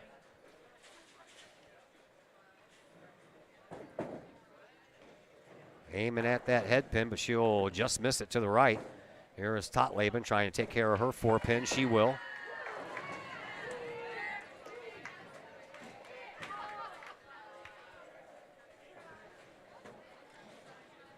Of course, the 2009-2010 Lady Kahawk Bowling State Championship team will be inducted into the Kahawk Hall of Fame next month. And I was talking to the coaching staff before we got on the air here, and they are most likely going to be at state during that induction ceremony. So the coaches will have to miss it, but the teammates obviously have since graduated. They'll be there.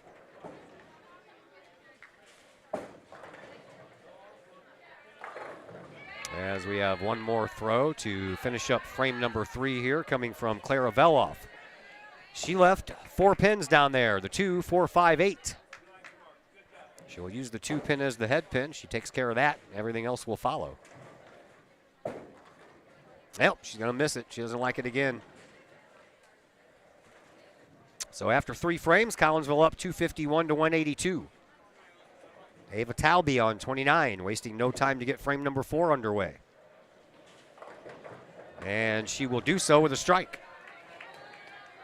Her first strike here in this second match.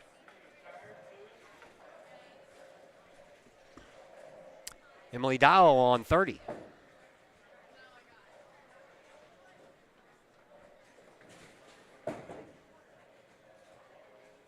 Dowell got too much of that head pin again. 6 and the 10 remain standing. Here is Shalish Jarrett throwing one in the gutter. I was just getting ready to say she was the only Lady Redbird to win a head-to-head matchup as she beat Layla Jayoko 167 to 162 in that first match. I was just getting ready to speak those words when I looked up and saw the ball in the gutter. Here is Dahl on 30 for the Lady Kahawks, trying to take care of her spare, and she will. A 10-pin spare try here by Shalish Jarrett for Alton on 29. That one looks a little better, but she'll leave up 1. Not a bad comeback after a gutter ball, but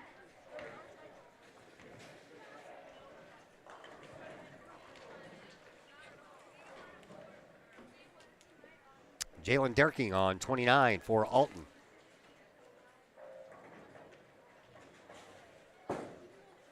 Got that spinner over there, and she spins it right into the 7-pin, and that's it. Layla Joko on 30 for Collinsville. Looking to start off with 4 straight strikes. Get in there. Oh, left up that 10-pin.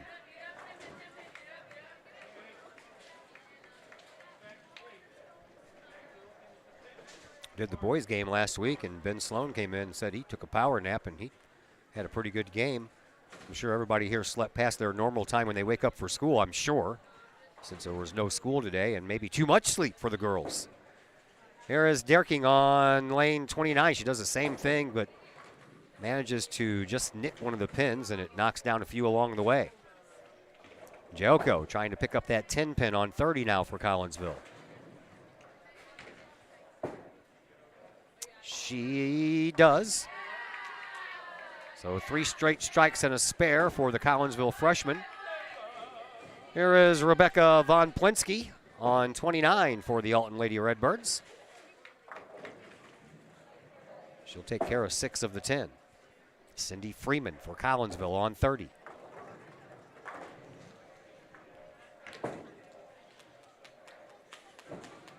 It fell in the gutter. Looked at her thumb on the way back. That's what I do when I miss. It's like a baseball player looking at his glove when he misses a grounder, right? It's the glove's fault. This time it's the thumb's fault.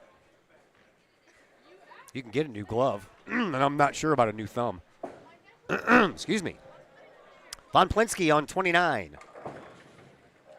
She'll miss. She doesn't like it. Right off the bat, she'll start walking back.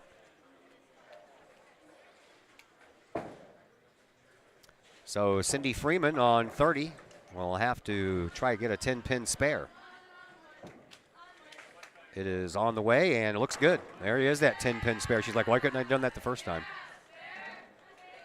Clara Veloff on 29 for Alton. She'll take a strike. She comes back and shrugs, and she's like, oh my God, after that last one in the last frame, then I come back and do that. Yep, that's the way it goes, man. Bowling and golf, they'll humble you. Why couldn't I have done that the first time? Casey Buckman ready on 30. Alton's already finished in the 4th frame. Collinsville will still have a lead because they do now with Buckman and Totleben left to throw. Right now, Collinsville up 308 to 224. Buckman and Totleben want to add on to it. Here is Buckman. That one's a strike. And Sophie Totleben trying to do the same thing, looking for her first strike here in the second matchup. 3 straight spares to start off game number 2 for the Collinsville senior.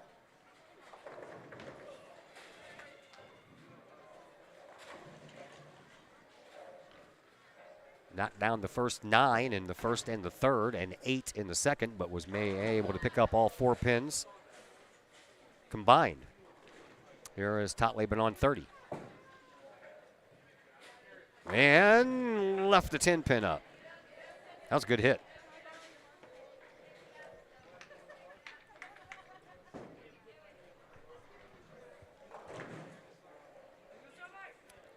So Totleben trying to pick up a 4th straight spare to start off game number 2, and here is that try. No doubt in my mind. After 4 frames, Collinsville up 347 to 224. JV side, a couple more bowlers to finish up the 4th. Right now, Collinsville up front 295 to 143 on the junior varsity side. Here is Emily Dowell on 29 for the Lady Kahawks as we begin frame number 5 here of the second match. And Dowell will start it off with a strike. Ava Talby trying to match for Alton on 30.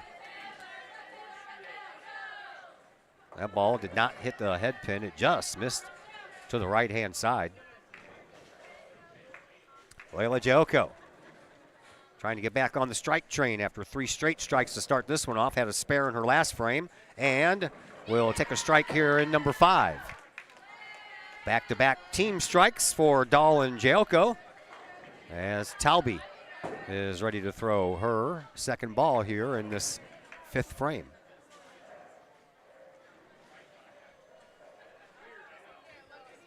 And it's on the way. Looking good.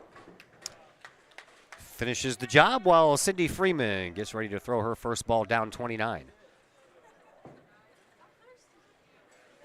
There you go. That one come in there right in the right angle. Second strike here in the second game. Got a strike in the first frame and here in the 5th. Here is Shalice Jarrett on 30 for Alton. Leaves up the 6 and the 10. Casey Buckman ready on 29. Moving right along here. It's on the way, coming in from the right, and didn't get enough of the head pin, but everything falls down except the 2.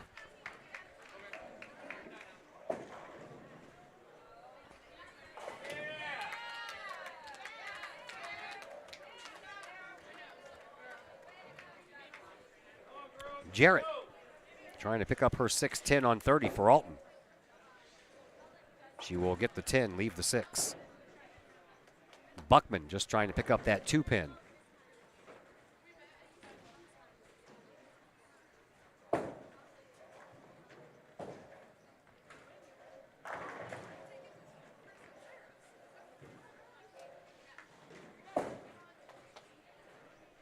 She'll give way though for Derking on 30 before she'll try on 29. Here is Jalen Derking's ball, and that one almost went into the gutter, and it'll just hit the 10 pin. That's it. Buckman on 29 trying to take care of this 2 pin. She will.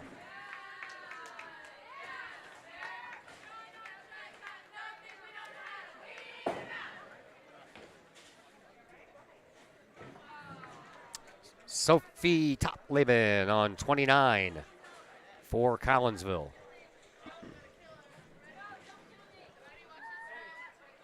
Totleben looking for that strike, man. She's got 4 straight spares. How about now? Nope, she'll have to go for another spare. She looks a little frustrated. There is Durking on 30. She left up 9. Only got that 10 pin. Got some spin going on, and she'll pick up that 9 pin spare. Totleben only has a 3 pin spare to worry about, the 3, 6, and the 10. There it goes, down 29. 5 straight spares for Totleben.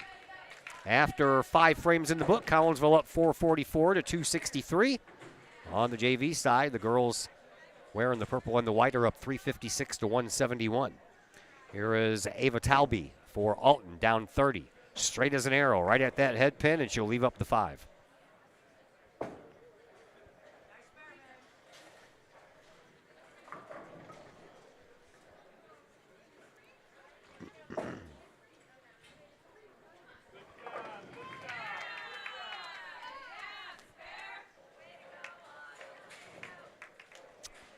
And Talby will try to pick up that 5-pin before Emily Dahl goes. I think they're getting a little pep talk. Here is Talby. She can't get that ball to curve enough. It did at the last minute, but not far enough for her to pick up that spare. And the Alton sophomore will have to settle for 9.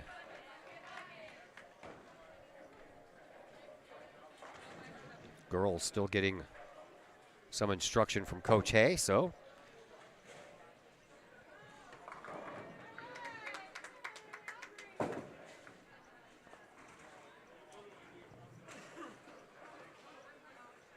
that was Clara Veloff. Oh, that's because Alton hasn't finished up the 5th yet. That's what they're getting talked to for.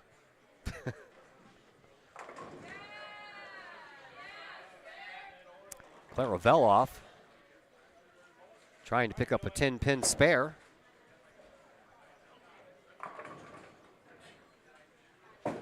After a strike in her last frame. Couldn't get that ball to move over enough, and she'll leave up 2. Now we can tell you the score, 444 to 288. I was a little ahead of myself. Here is Ava Talby on 29. That was all miscombobulated. Talby misses the head pin, leaves up the 1, 3, and the 6.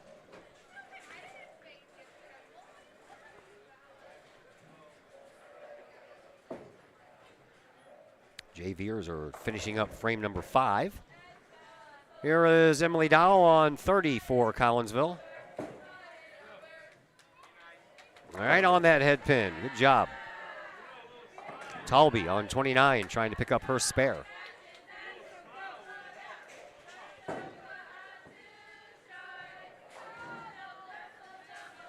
Won't move over far enough, and it'll only take care of the 6 pin. The 1 and 3 remain.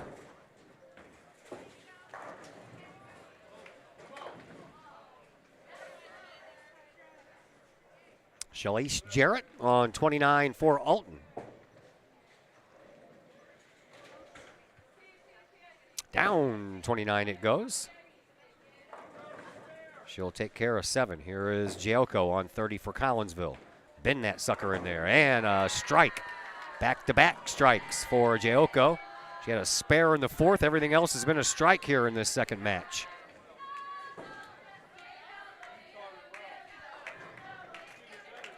Jarrett for Alton on 29 has the 1, 2, and the 8 left. Oh, that one's going in the gutter.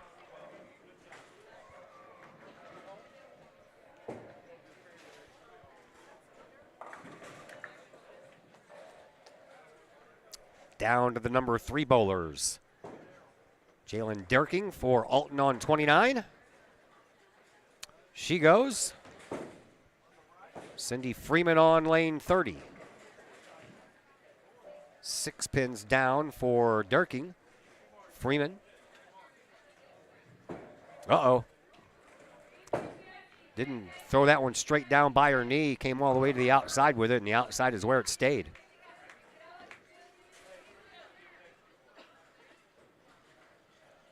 Told her before this day even started that I was going to be talking to her after the 3rd and final game. I hope it didn't make her nervous.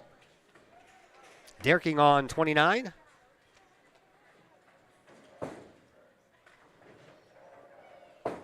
She'll take that spare.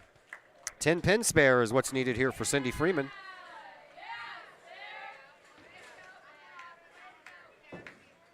That one looks much better. And just the 7-pin wouldn't fall.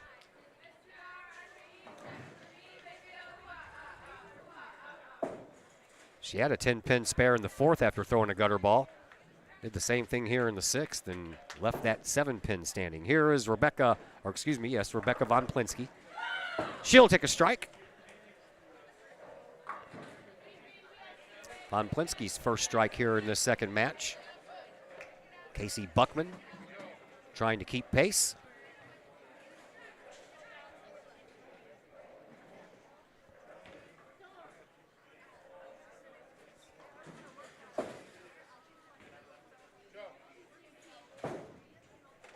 Here is Clara Veloff on 29, as Buckman had to wait for the JV team on 31 to get finished, and Veloff takes a strike to in the 6th for her team. Here is Buckman down 30 for Collinsville. Turns that in there, but just not in time, and she'll leave up 3.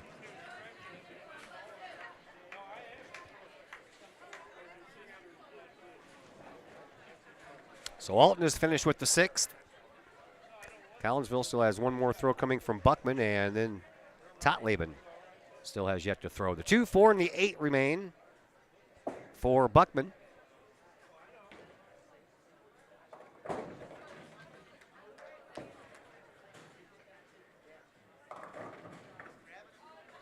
She's ready.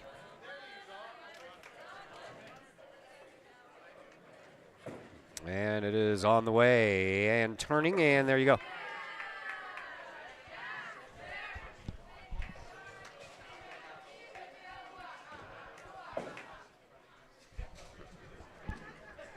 So now it's all up to Sophia Totleben.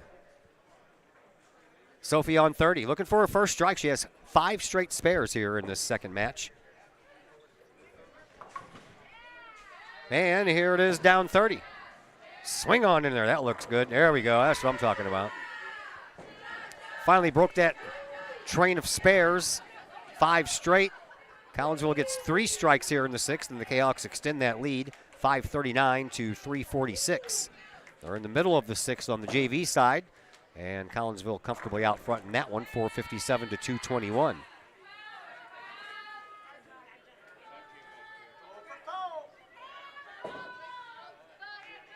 Ava Talby on 30 will get frame number 7 started for us. Her first throw here is on the way. Won't make that turn, though, and misses the head pin. Emily Dow over on 29. Working on a turkey. And there it is. Turkey for Emily. She has 5 strikes here in this second match.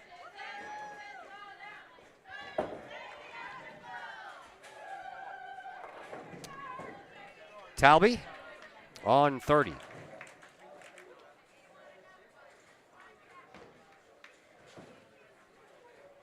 She's going to miss the head pin, and she'll be lucky to get that back pin, which she did. Layla Giocco on 29 for Collinsville. She'll let it fly. She's also looking for a turkey. There it is. How about back-to-back team turkeys, or back-to-back turkeys by Dahl and Giocco.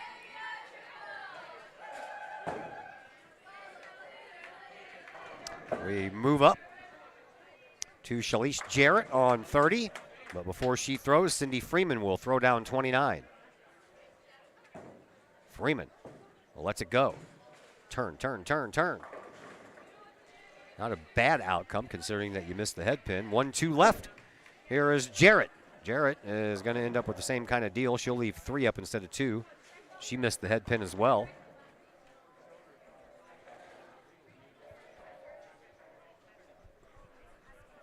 Freeman trying to pick up that 1-2.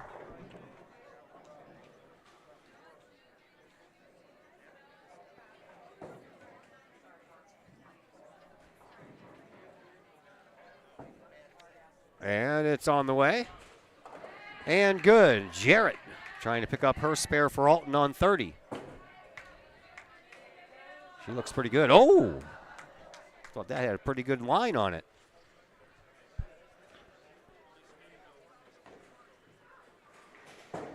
Casey Buckman on 29.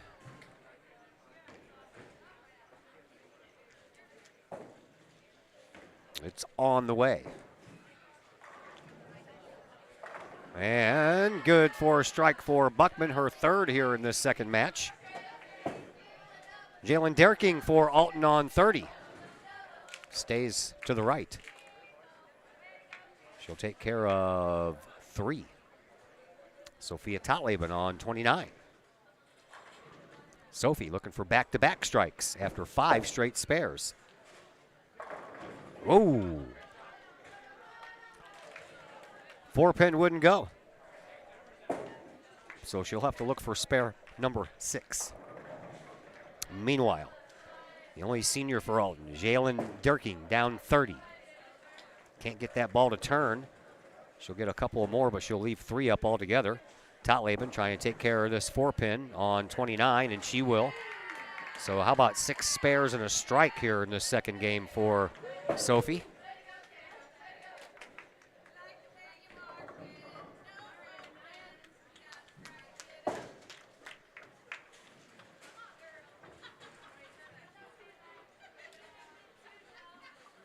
Collinsville all finished with the 7th.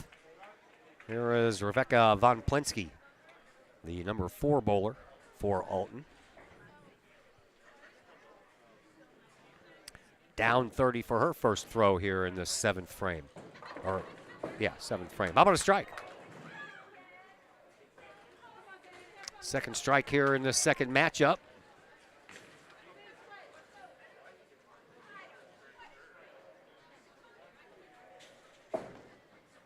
Back-to-back for Von Plinsky.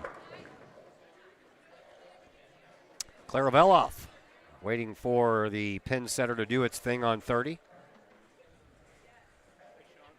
It's a little slow, but it gets there. Tell you what, when I got here, this place was busy, and there's no leagues today.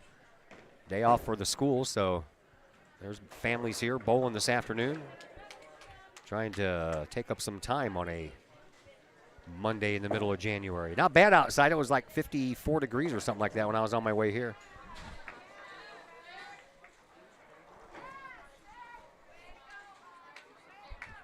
Weather, by the way, in Vegas wasn't that great. I think it hit 60 on the Friday we were there. That was the best day. Rained Saturday. We left yesterday, and it was cloudy and windy. I was like, man, we're going to the desert. Isn't it supposed to be hot in the desert? Apparently not. We're finished with the 7th frame. And after 7 in the books, Collinsville up 649 to 409. Midway through the 7th frame on the JV side, Kahawks are up in that one as well, 541 to 269. Here is Ava Talby on 29 for Alton. She'll pick up a strike. And for her, that's her second strike here in the second match. Here is Emily Dahl, who has a turkey. 5 strikes in the second matchup. The only non-strike was a spare in the 4th and the 3rd. Going for a turkey, and she'll leave up 2. Shalish Jarrett on 29 for Alton. She leaves the 7.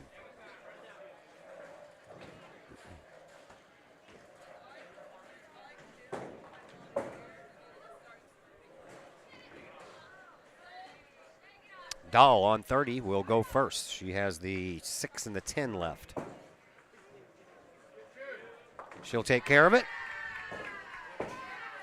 5 strikes, 3 spares in this second match for Emily Dahl, who came in to replace Olivia Montgomery in the 9th frame of our first match. Jarrett misses the 7 pin over on 29. Layla Giocco ready to go on 30.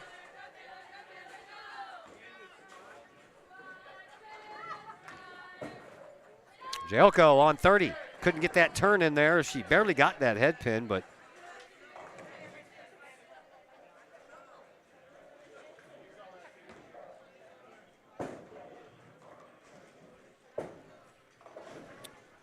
that is Derking on 29.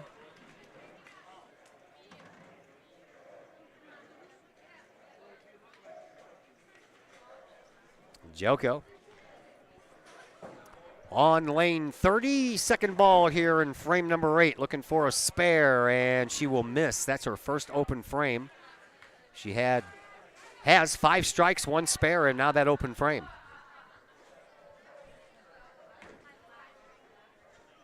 Jalen Derking on 29 for Alton, trying to pick up her spare.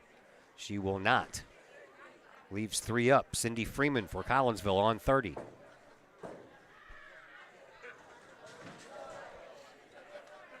Here it goes. Uh-oh, that one's going to the gutter. She's done that a couple of times here today. Matter of fact, she's done that a couple of times here in this second match. Rebecca Von Plinsky on 29 for Alton.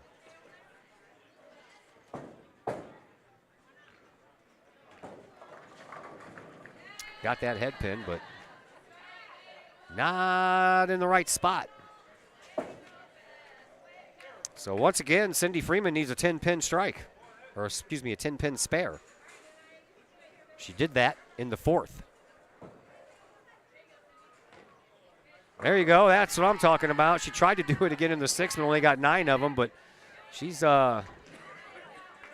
giving herself a chance there at least. Von Plinsky on 29. Move over ball. There it goes. She'll take a spare. Casey Buckman on 30 whenever the pin setter gets around to doing what it does. There it goes. 29 almost had their pins down before 30, and 30 finished up long before 29 did. Here is Casey Buckman trying to work on back-to-back strikes. Yeah, she'll leave up the 4-pin. Clara Veloff on 29 for Alton.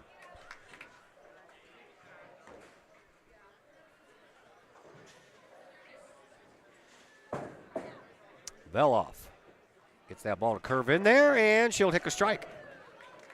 Getting some instruction one-on-one there from her coach. Coach Star Wars. He said people mispronounce his last name all the time and call him Star Wars. I didn't remember what he said his name actually was, so I can go with Star Wars. Here's Buckman down 30. Oh, couldn't get it to curve. That's the first open frame for Casey here in this second, and it leaves things up to Sophie Totleben.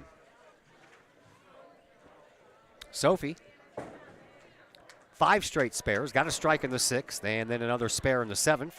Let's see what she has in store for us here in the 8th. How about a strike? Oh!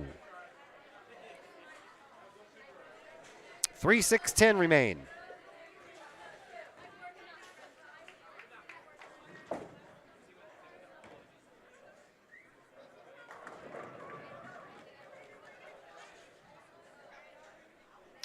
Totleben, the last bowler to finish up frame number 8.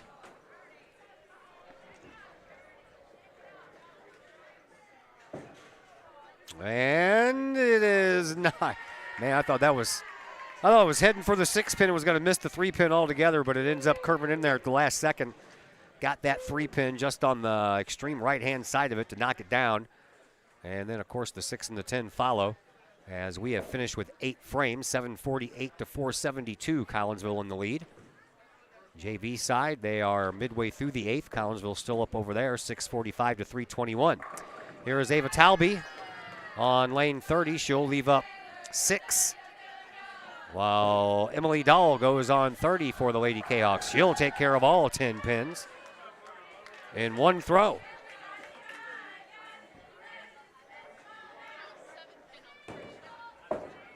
Talby trying to pick up that spare on 30. Scattered pin, 7, 8, 9, 1, 2, 5. And she is going to miss the head pin and get a couple. Here is Layla Jaoko on 29 for Collinsville. Trying to get back on the strike machine, which she does. How about back-to-back strikes by Dahl and Jaoko? Shalish Jarrett waiting for the pin setter to do its thing on 30, and 29's already done. So Cindy Freeman will go first. Now the pins have set on 30. Here is Freeman on 29. That looks good. There you go. No 10-pin spare this time. Here's Jarrett on 30. That ball barely stayed up. And she'll take care of half of the pins.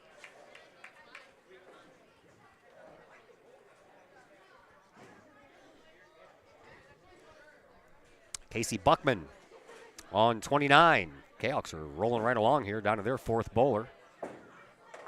And Buckman will leave up 3. Jarrett, bowler number 2 for Alton, trying to pick up her spare on 30. She'll leave it a little bit wide to the right and miss the head pin. So the 1, 2, 4, and 7 all stay standing.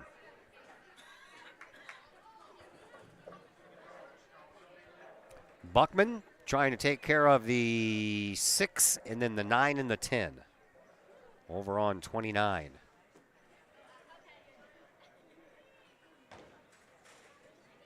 We're in the 9th frame. Collinsville won the first one, 863 to 668, and won 4 of the 5 head-to-head matchups. There is Buckman trying to pick up her spare, and that one's going to end up in the gutter. Jalen Durking on 30 for Alton. Has that ball that spins as it goes down. She'll leave herself a mess. 6 in the 10 on the right side, 7 on the left side. Here is Sophie Totleben. Sophie, down 29. She once again leaves up the 3, 6, and the 10. She's done that a couple of times. Back-to-back, I believe. And also, I believe, in the 5th frame. She's a spare machine here in this second match, though. 1 strike in the 6th. Everything else has been a spare. She'll try to pick it up here on lane 29 before Durking tries to pick hers up on 30. Here is Totleben's try, and that one, ooh, she only got the 3-pin. So the first open frame of the second match for Totleben happens here in this frame, and there is Durking who throws one into the gutter. So Rebecca Von Plinsky and Clara Velhoff yet to throw for Alton.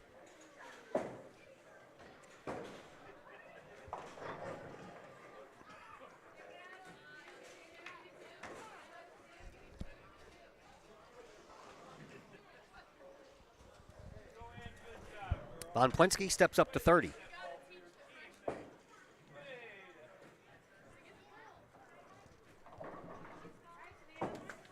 It's on the way. Curving. Nope, didn't get the head pin though.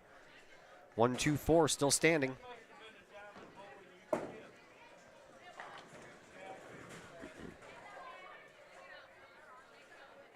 So Von Plinsky trying to pick up a spare before she gives way to Clara Velhoff.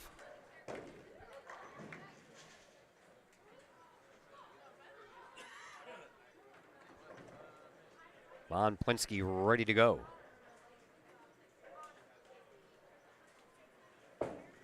There it is. That looks good. Takes care of the spare. Velhoff.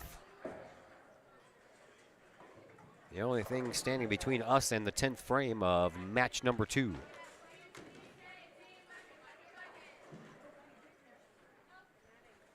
Velhoff looking for back-to-back strikes. Here is that attempt, and she throws it into the gutter and is in disbelief.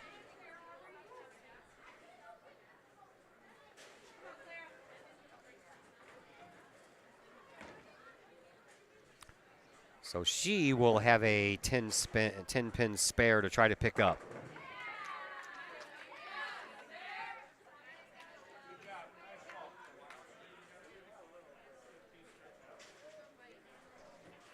Velhoff, it's on the way.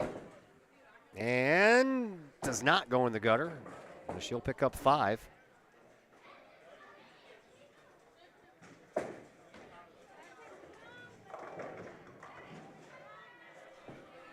And we are underway in frame number 10. Here is Ava Talby on 29. She'll leave up 1 pin, and that 10 pin just fell last, so she saved herself from a small split to try to deal with, trying to pick up that spare. Emily Dowell here in the 10th.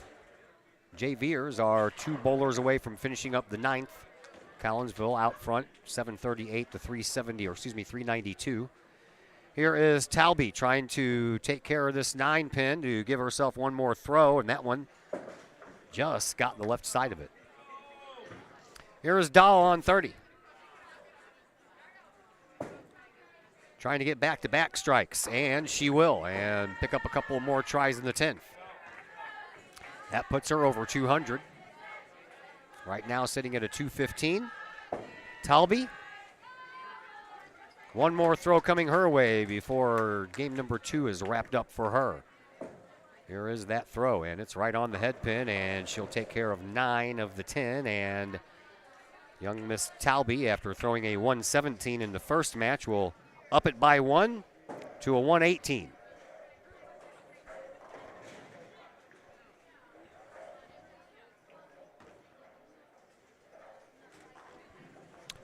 Here is Emily Dow on 30 looking for Turkey, and she will get it. That 7-pin took its time falling down, but it did. Here is Shalice Jarrett, who was the only lady Redbird to pick up a head-to-head win in that first matchup.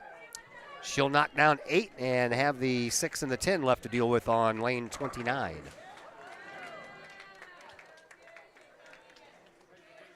Emily Dow looking to end this second match with a 4-bagger. As lane 30 just now got the pin set, so in the meanwhile, Shalice Jarrett will go on 29, trying to take care of that 6-10 to give herself one extra throw. And she'll throw it in the gutter, so that will not happen. Jarrett ends up with a 107. Here is Emily Dow, right on that head pin, but a little bit too much. And Emily will end up with a 243 and win the head-to-head matchup. Here is Jalen Durking, and on 29, she got that 7-pin to fall dead last, but that's a lot better than having the 3-6-10 and the 7, so she'll just settle for the 3-6-10. Layla Jaoko, who was beat by Jarrett by 5 pins in that first match, will throw, but she's not going to lose this one. Jaoko right now comes into the 10th frame with a 195. And Shalice Jarrett already is finished, and she ended up with a 107. Derking trying to pick up her spare on 29, and she will, and have one more throw coming her way. Here is the freshman Kahok, Jaoko. Layla down 30. Curve in there. Missed the head pin.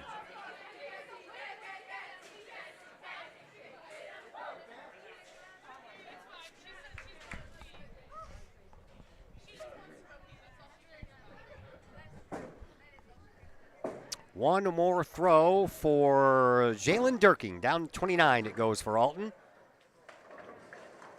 And she'll leave up 3 of the 10, and her second match is over, and she'll end up with a 113. Better than her 92 in that first match. Here is Jaoko trying to pick up a spare, and she will not. That pin wobbles. It's still wobbling down there, and Jaoko will, however, end up with a 213, much better than her 162. And she'll definitely win the head-to-head matchup. Rebecca Von Plinsky on 29 for Alton. She lets it go. And she will leave up 1. Cindy Freeman had a 150 in her first match.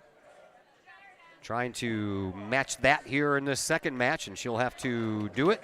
Ooh, roll over there and hit it. Nope. 7-10 split.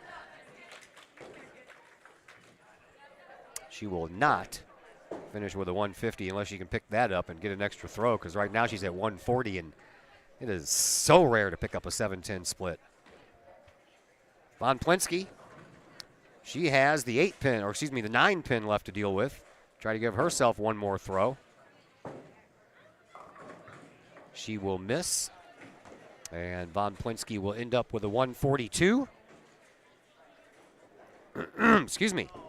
Cindy Freeman will try at the 7 but miss. So Freeman will end up where she sits right now with a 140.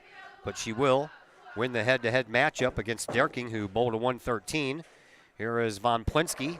She'll pick up a strike. Or excuse me, that is Clara Veloff. Von Plinsky's already done with a 142. Casey Buckman has already won that head-to-head matchup before the 10th even starts, as she already has a 151. And will curve that one in there and can't get them all to fall. Veloff looking for back-to-back strikes in the 10th. She will not pick that up. She has a chance for the spare, though.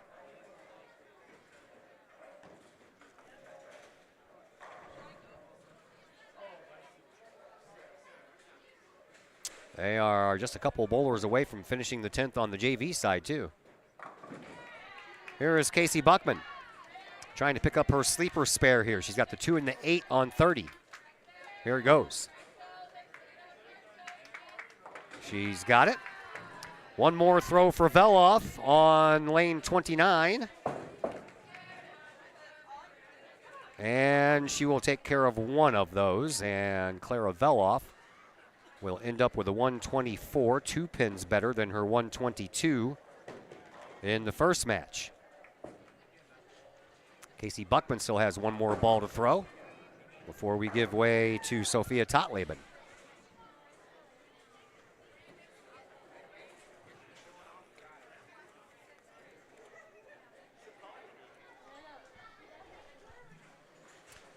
Buckman.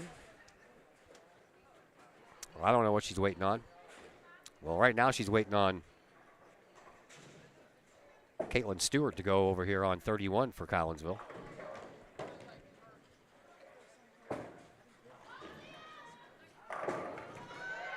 Alton is already finished. They ended up with a 6.04, which is 64 pins less than they had in the first match.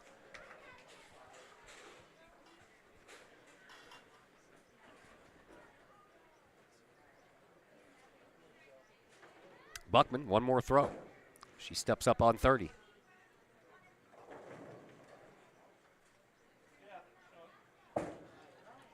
Buckman ready to go. Curving in there, missed the head pin. So Buckman, the only bowler to bowl over a 200 in the first match, will settle for a 167 here in the second match, but that is good for a head-to-head win against Rebecca Von Plinsky, who had a 142. And so now it's up to Sophie Totleben. She's the only bowler not to bowl here in this 10th frame for Collinsville or Alton, as she waits for the pins to be set down. So she'll step back down off of the lane and wait some more. Javier is almost finished. One more throw coming up here from Caitlin Stewart, and they will finish. Alton still has the final bowler to bowl. All right, now that Stewart is finished, she finishes with a strike. That's nice. Here is Totleben on 30 on the varsity side. And there you go. How about a strike? She's been battling it all game long. She started off with 5 straight spares, got a strike in the 6th, back-to-back spares in the 7th and the 8th. Unfortunate to get the open frame in the 9th, but here we are in the 10th, and she starts off with a strike.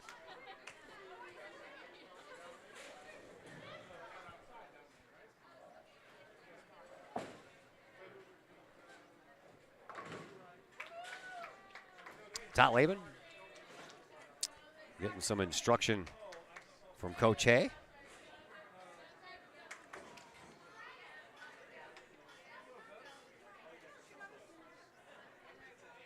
She's ready.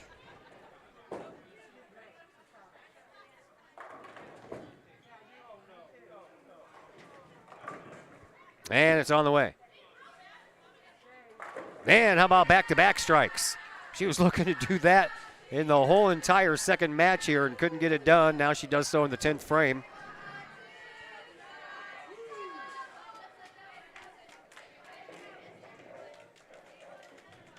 Junior varsity Kahawks win 882 to 474. So both the JV teams upped their progress from the first game. Collinsville up by 52 pins and 9 pin difference for Alton. Here is Totleben, last throw here for Collinsville. And that will end the second match as Sophie ends up with a 183. 1 pin better than her first go-round. And Collinsville as a team ends up winning 946 to 604. And Collinsville won all 5 head-to-head matches in that one. So we have some commercials to play.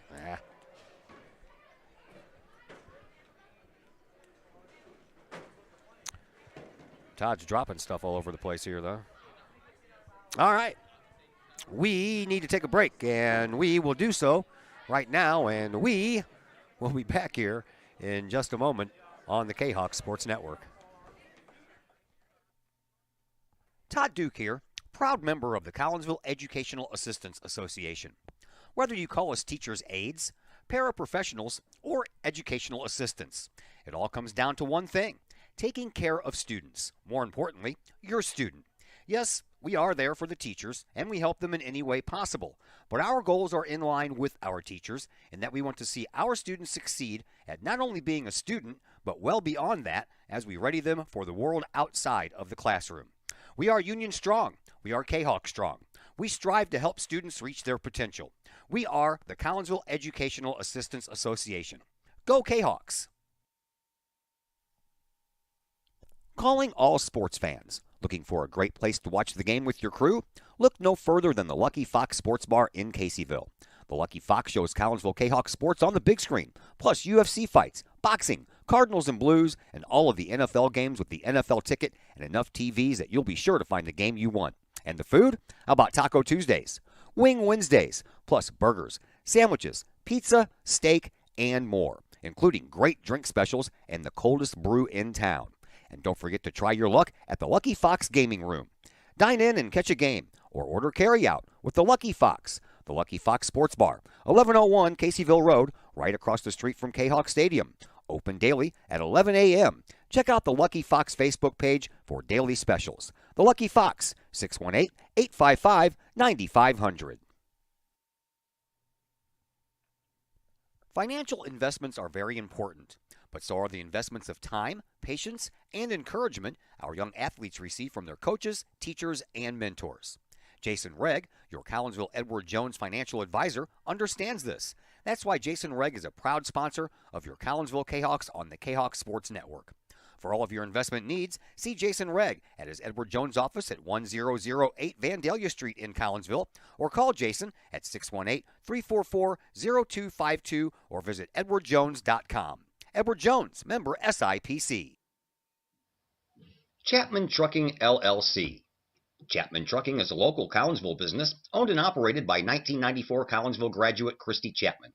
With over 10 years of experience, Chapman Trucking, LLC can take care of all of the heavy lifting when it comes to hauling aggregate materials such as sand, driveway rock, dirt, boulders, and more. That includes getting your heavy work equipment to your work site where it needs to be. Give Christy a call for a free estimate at Chapman Trucking, LLC, 618-960-9346 or online at chapmantruckingllc.net. I couldn't ask for a better agent, for a better company in a disaster where you have no idea where to start. I learned that there's not a given in life. It takes a team. There's people that are going to watch out for us and that care. It's been pretty stressful. Once we saw Lori and got our plan, it's like a huge weight lifted. In Collinsville, call Scott Allen at 618-346-1500. Once again, we welcome you back to Camelot Bowl here in Collinsville. We are into the third and final match of the night between Collinsville and Alton, and so far so good for the Collinsville Lady Kahawks as they have taken both matches and 9 of the 10 head-to-head matches. Joining us now again is Coach Sean Hay. That was a little better, Coach, eh? That was a little better. Yeah, we were picking a lot more spares on that one, so the energy's starting to pick back up, although this frame isn't looking too good right now. Yeah, I'll save that for later, but you talked about the spares, man. Talib and Sophie, man, she 5 straight spares to start off that game. Got a strike in the middle, then picked up a couple of straight spares before she kind of turned it on there in the 10th with back-to-back strikes. Yeah, we were trying to find a good ball choice for her to allow her to make mistakes and still get the ball in pocket. Why was the switch made in your number 1 slot between Livia and Emily Dahl? Livia wasn't throwing the ball like she has been most recently, so she was fighting her ball roll. So the number one thing you don't want to do in the middle of a match is try to mess with your form. You can do like one key and that won't mess you up very much, but if you are trying to work on your form while you're trying to score, it usually is not good. So is that something that she came up to you about or you came up to her about? It's a decision I made, but she obviously wasn't. She just wasn't as comfortable. You can see the ball roll changing every time, and normally she's got a fantastic ball roll, but we tried to do a couple little quick keys, but it didn't work out. So we got practice this week, so that's going to work out. So, meanwhile, Emily Dahl comes in, the junior came in, and she threw spectacular in that last game. Yeah, she's been doing a lot better. She started off the year, coming into the season, she was looking really good, but then once season got started, she kind of pressed a little bit and changed her role, and then has gradually worked back to where she was at the beginning of the season. So this is boding well for us. All right, Coach, thanks for the visit. We'll try to talk to you after we talk things over with Cindy Freeman. Sounds good. All right, that is Coach Hay, your Collinsville Lady Kahok bowling head coach. And once again, Todd's got to go take care of some business, so we'll let you enjoy the sights and sounds once again of Camelot Bowl here in Collinsville, and I'll be back with you here in just a moment.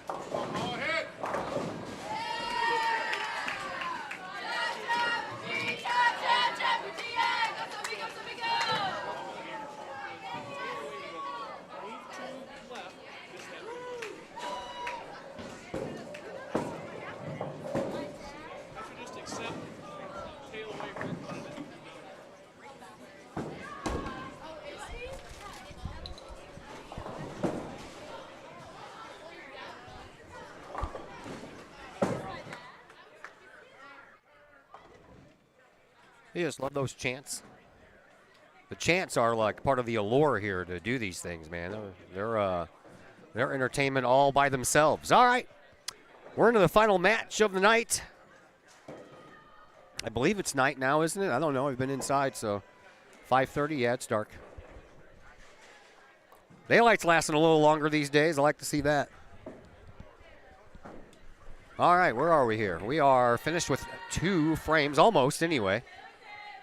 That is Clara Veloff on lane 30. Will finish up frame number 2, and she'll do so with a strike. Ooh, looks like she guttered the first ball of the first frame and then only got 1 pin down on her second ball. That's a little rough. All right, frame number 3 getting underway. Here is Ava Talby on 29, and she'll leave a split. That is of the 7-9 variety. After 2 frames in the books, Alton is up. Well, actually, Collinsville was up 120 to 119 before that throw there by Talby.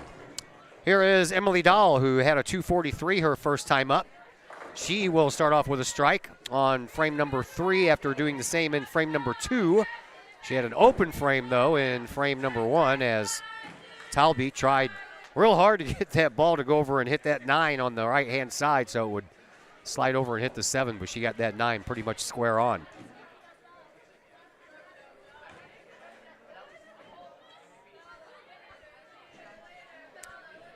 Looks like we've had a change here for Alton, but no one's told me about it, so. Because I know that is not Shalice Jarrett.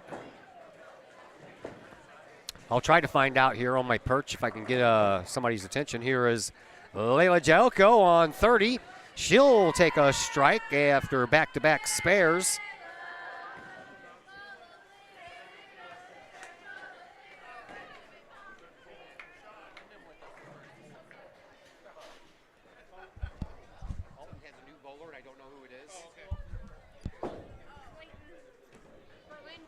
Okay, thank you. Berlin Clayton. That's okay.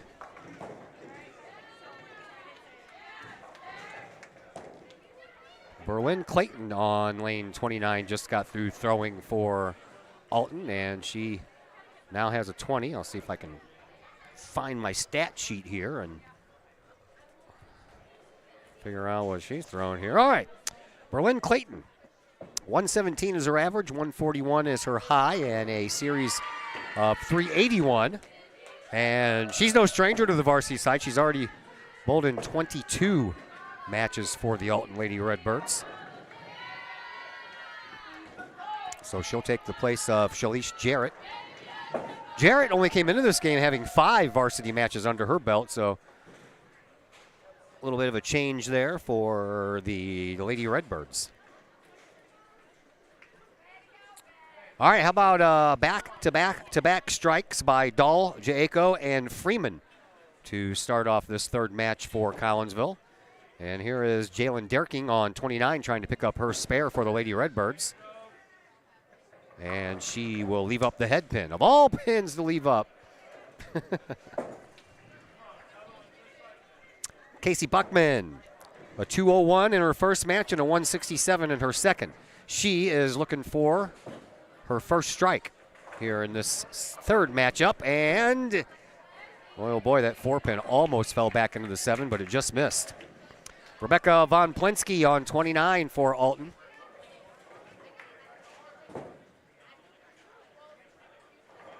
Right on that head pin, but she'll leave up 1 anyway.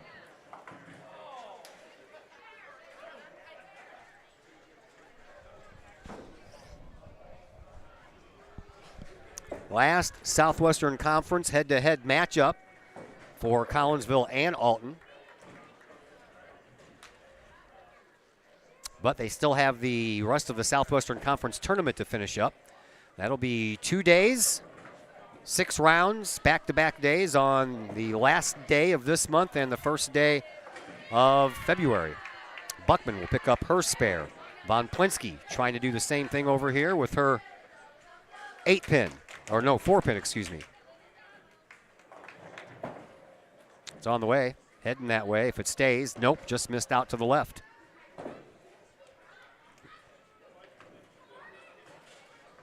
JVers are midway through the third frame over here on the varsity side. Sophie Totleben throws it down 30 and will take out the left half, leave the right half up. And Clara Veloff, the anchor bowler for Alton, down 29. As we finish up the third frame. That would be Veloff, will do so with a strike. Back-to-back strikes for her. Totleben was working on back-to-back strikes as well, but she'll leave up 4 pins and go after those now.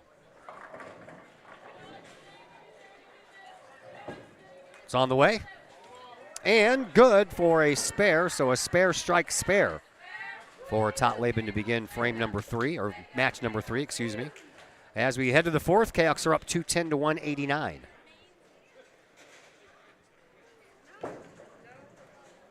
Lady Cahoks are going for the sweep here. JVers have already won their first 2 head-to-head matches. I obviously don't have time to keep track of head-to-head individual matches on the varsity side, but it appears that the JV Kahawks are looking pretty good. Here is Dahl on 29. She'll take a strike. Ava Talby on 30 for Alton. Move over. No, that ball stayed straight as an arrow. A little eye roll there from Talby. Here is Layla Jayoko. That, by the way, was a turkey for Emily Dahl. Jayoko trying for back-to-back strikes, and she'll leave up the 10-pin. Spare strike, and now the 10-pin remains for Jayoko as Talby, the sophomore for Alton, trying to pick up her spare on 30. Her ball doesn't have much movement on it. A little slant to the left, so she took out the right side on the first throw, the left side on the second throw, but all the pins in the middle remained. Jayoko on 29, trying to pick up the 10-pin.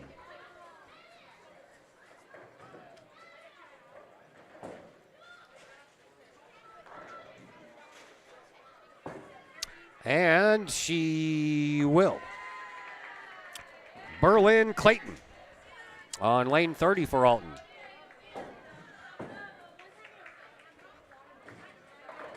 She'll leave up 2.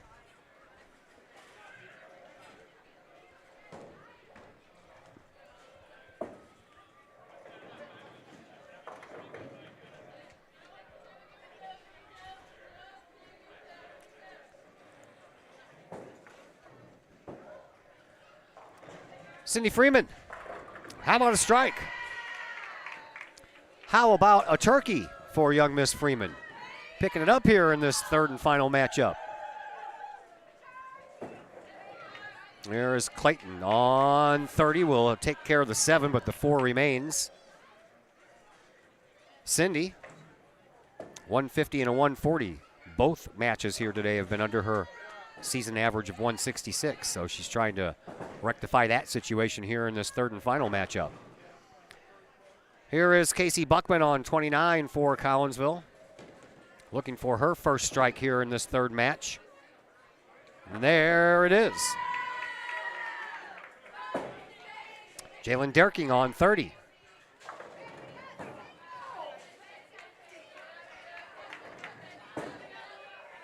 And the ball won't straighten out for her. Won't get that left hand hook. Sophie Totleben on 29 for the Lady Kahawks. It's on the way. And, 10-pin stays up.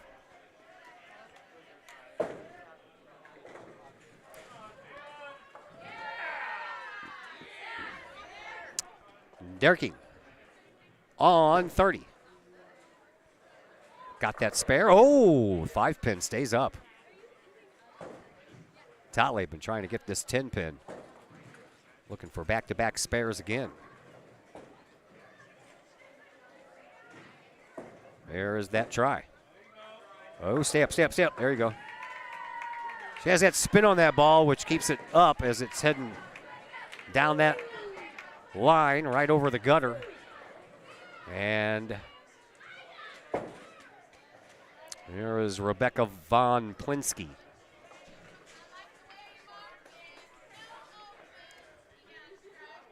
Von Plinsky down 30 for Alton. Barely touched that head pin. She was trying to get that come in there on the left-hand side, but couldn't get that turn.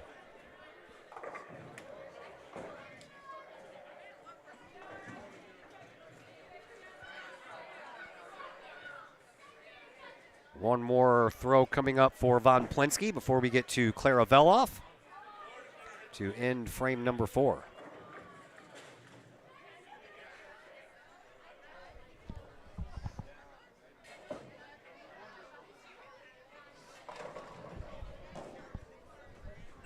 Von Plinsky. She's ready. Here we go. That looks promising. There you go. And Clara Veloff will end the 4th frame here for Alton. Looking for a turkey. Strikes in the 2nd and the 3rd as we are about ready to end the 4th. Jay Veers, they're up 255 to 180 as they are midway through the 4th. Yep, just one left. Clara Veloff. They'll try to pick up this spare.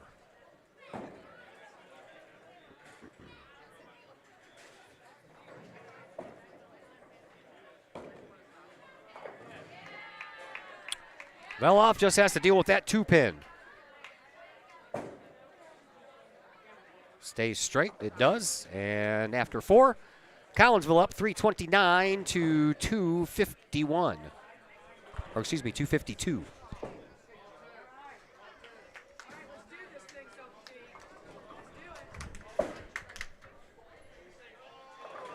Frame number 5 is here.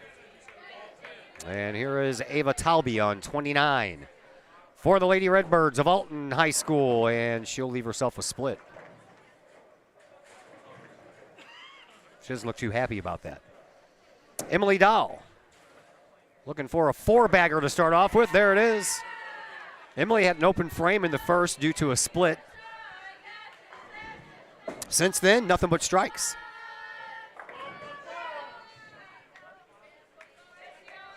Talby on 29, trying to pick up that 4 and that 7 pin, and looks like she will, and try to get that 4 pin to slide over, but it did not cooperate. So she'll have an open frame here in the 5th.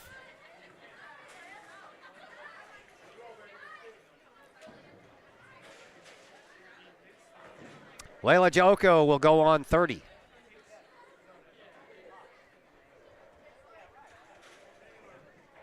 Layla lets it fly. Comes in there. That 7 pin just wobbled. There is Berlin Clayton on 29. What a cool first name, Berlin. Love it. Here's her try. Got the angle, and she'll leave up the 10 pin while Jayoko left up the 7.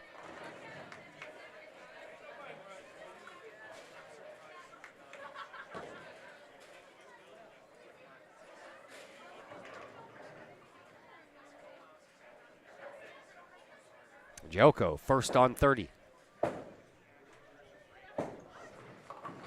Looking good from here, and it is. And now Clayton on 29 will try to pick up the 10 pin.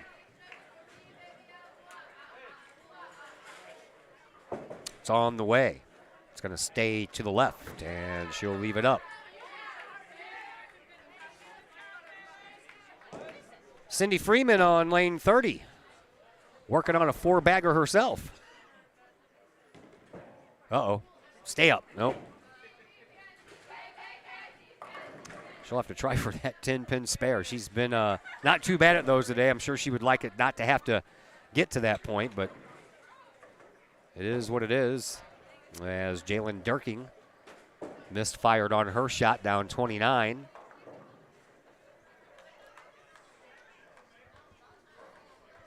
Knocked down 5, and 5 remain. Cindy Freeman going for a 10-pin spare.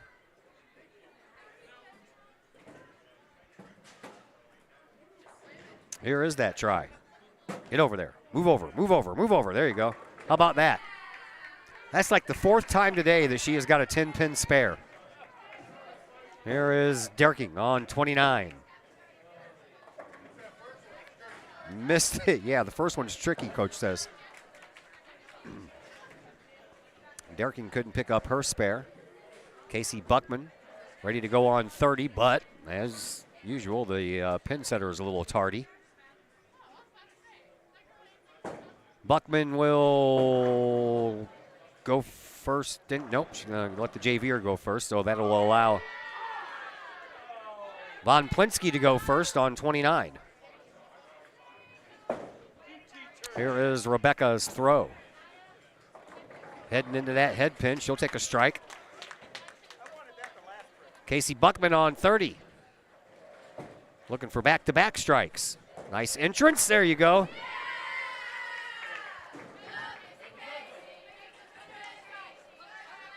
Her and Von Plinsky are dead even right now at 76 each. Clara Veloff on 29 for Alton. She'll leave the 7-pin up. Sophie Totleben will get ready to go on 30.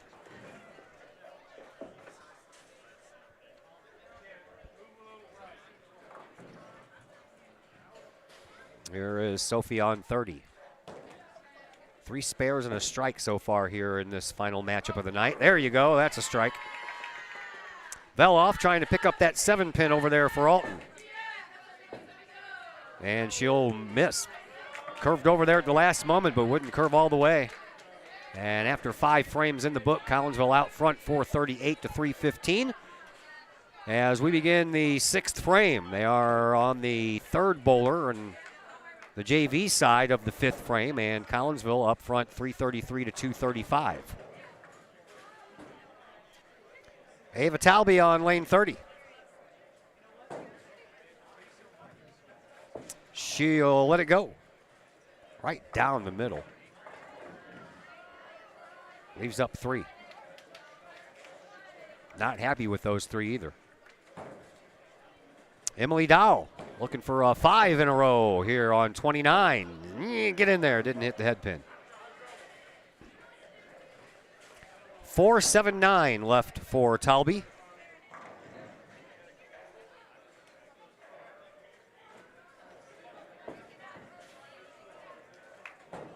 Well, just going for the 9.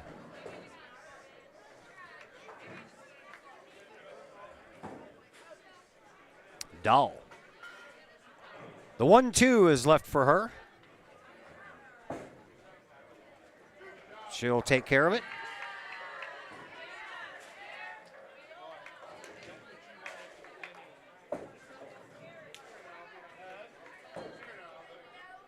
Berlin Clayton on 30 for Alton.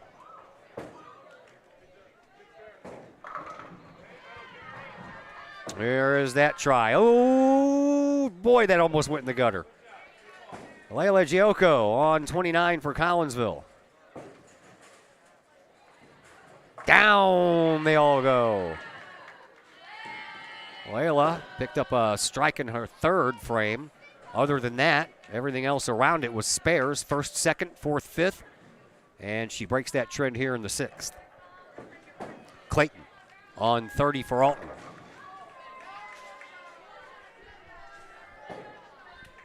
Brings it. Did not get that shift over to the left, so unable to get them all down. Here's Cindy Freeman.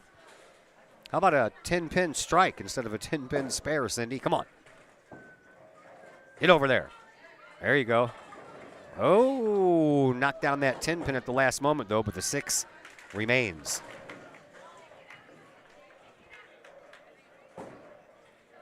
Jalen Durking on 10.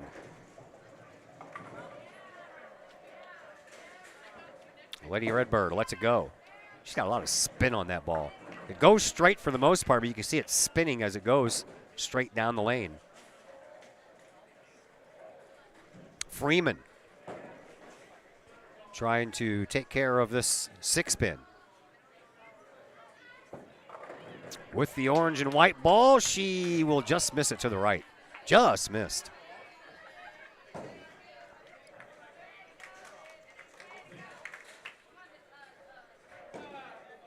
Darking on 30, trying to pick up her spare for the Lady Redbirds. That looks pretty good. Oh, thought that looked a lot better than what it ended up.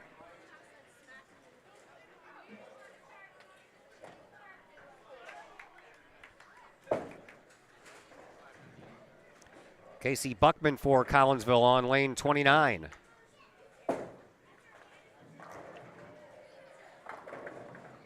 It's on the way. Oh, she fell down. Hopefully she didn't cross the line. Couldn't get that strike out of the deal, though. She leaves up the 7-pin. Rebecca Von Plinsky on 30 looking good, and she'll take a strike. That is back-to-back strikes for Von Plinsky.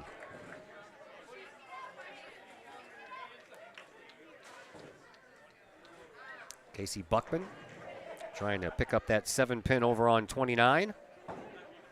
Before Velhoff goes on 30, well, she'll have to wait anyway because the pin setter still hasn't done its job. Buckman trying for that 7-pin. And good. And just now, the pin setter on 30 set the pins down. And here is Clara Veloff. Veloff right down the middle, then jaunted over to the left, and that was probably exactly what needed to happen because that was getting ready to hit that head pin straight on. But that little hook to the left at the last minute helped her pick up that strike. Here is Sophie Totleben on 29 for the Kahawks. She'll leave a pin up again. She was looking for back-to-back strikes. We'll have to try to settle for a spare.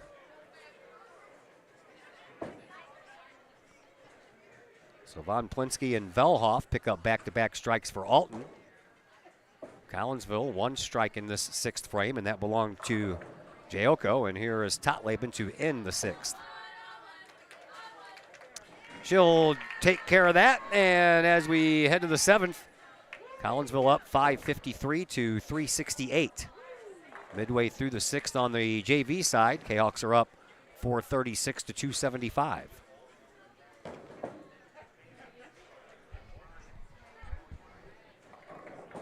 Talby on 29 for Alton. False start for the young lady on the JV side. Dahl on 29, or excuse me, 30 for Collinsville. Swings it in there but misses the head pin.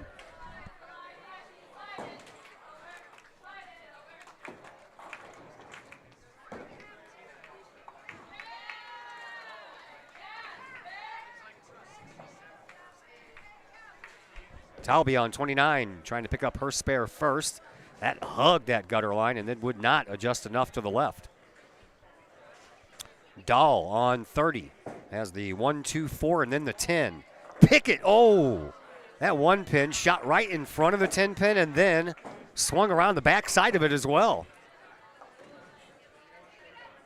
Berlin Clayton on 29 for Alton.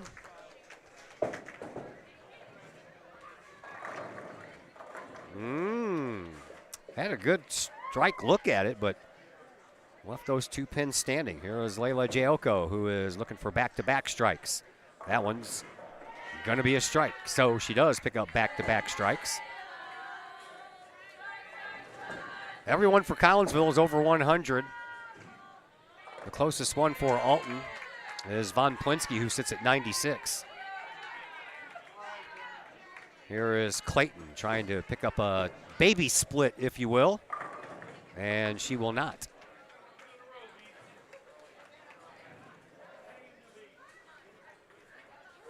Cindy Freeman on lane 30 for Collinsville. And it's coming in good, but no, 2 pins stand. And that's not a bad one there from Jalen Durking. She was ready for that one. That's her first strike since the first frame of this game. She got a strike in the first, and everything else was an open frame except for the spare she got in the second. Here is Von Plinsky on 29 for Alton.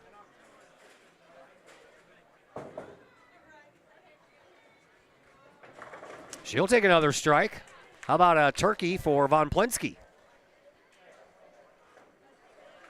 Freeman trying to pick up her spare on 30, and she will.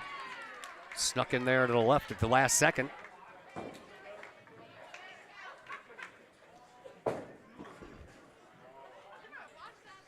Claire Veloff on 29 for Alton now.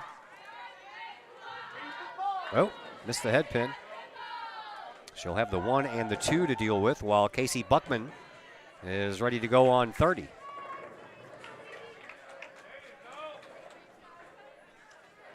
Buckman lets it fly. And just barely got a hold of that head pin. A little bit farther to the left, and she would have been a lot better off trying to pick up that strike. Here is Velhoff trying to pick up her spare on 29, and she will. So Alton is finished with the 7th. One more throw for Buckman, and then we'll get to young Miss Totleben.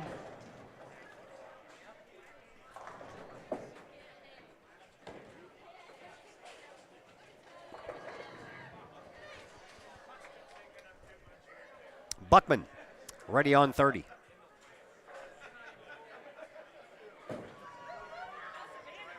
Swings that in there.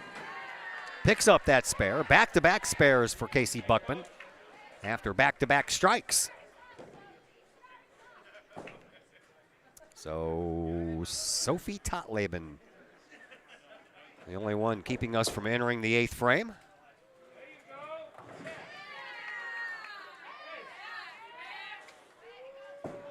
And here is that try. That looks good. Oh, yeah, there you go. Got that 7-pin to fall just at the last moment. And Collinsville now with a comfortable lead of 636 to 444.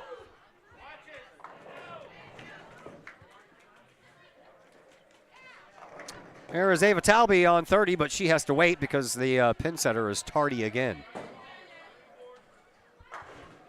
So Emily Dowell will go on 29 instead. And she lets it fly just as 30 is setting it pins down. And a little bit of a split there for Emily. Now Ava Talby can go as we begin the 8th frame. Talby just can't get that ball to curve over for her. She has the straightest ball that I have ever seen bowling. I thought mine was straight, but mine actually tends to have that slant to it. Here is Dahl trying for a 5-7 split and got the 5 head on. No chance at the 7 after that. Talby down 30. That one has a little slant to the left, and she'll leave up 1 pin. Leila Giocco going for a turkey here for Collinsville on 29. It's on the way. And she will leave up the 6 and the 10.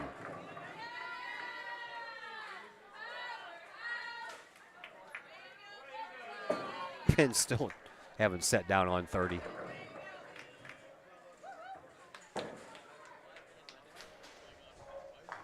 Somebody needs to go down there with a screwdriver and turn up the voltage on that number 30 pin setter, and maybe it'll kick it in the butt. Giocco on 29, trying for her 6-10 pickup here for a spare. It's on the way, and the spare is good. Here is Berlin Clayton on lane 30 for Alton.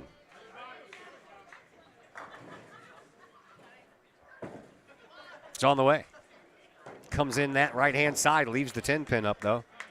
Cindy Freeman on 29. Misses 10-pin spare over here.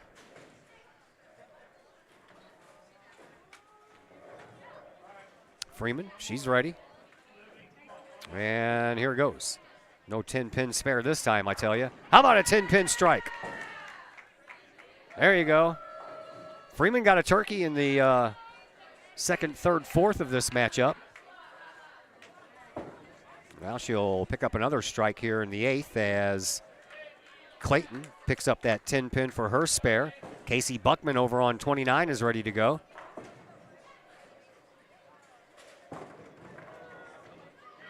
And that one looks good. There you go, that 7-pin. Last one to fall again. Jalen Derking on lane 30 for Alton now ready. Came in and hit the 3-pin first, though.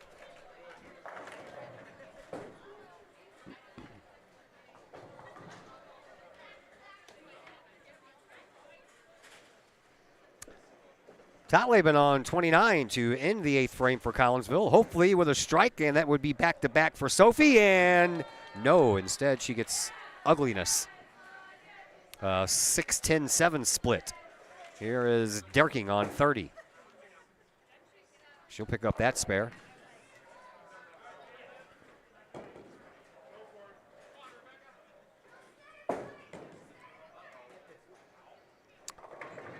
Totleben.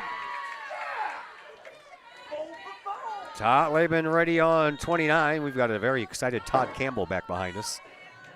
He is the father of Brandon Campbell. Here is Totleben's try. Oh, that was a nice try. Elizabeth Campbell over on the JV side, a sophomore. She's apparently doing pretty good because Dad's back here yelling. Here's Von Plinsky on 30 with that straight ball of hers. Got the head pin, but she'll leave the 3 and the 9 in a sleeper fashion. Collinsville is all finished with the 8th frame. Von Plinsky one more ball to throw, and then Clara Veloff still has yet to throw.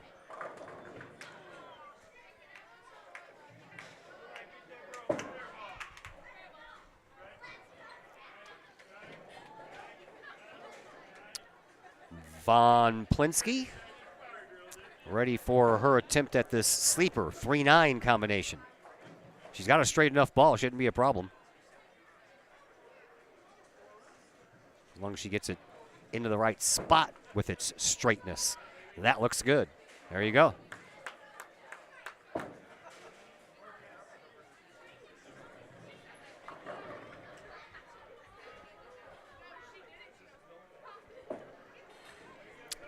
So we are down to Clara Veloff here to end the 8th. They are just beginning the 8th on the JV side. Collinsville well out in front, 6-14 to 4-18, almost a 200, well, it's a 202 pin lead. Oh, sorry. 198 pin lead. Got to do my math right. All right, one more throw coming up for Veloff as she has left 4 pins downrange.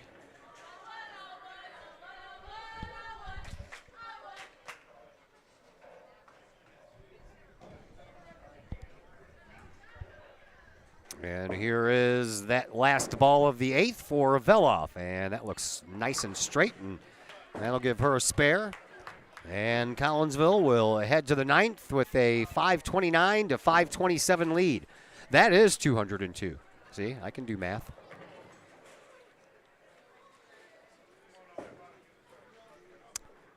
Talby starts us off on the 29th frame, or 29th lane 29, 9th frame. She'll leave up 5. And here is Dahl on 30. Got that head pin right on the money. 5th strike in this game for Dahl. She had 4 in a row. The 2nd, 3rd, 4th, and 5th. Here is Talby on 29 trying to pick up her spare, and that ball will veer off to the left and miss them all.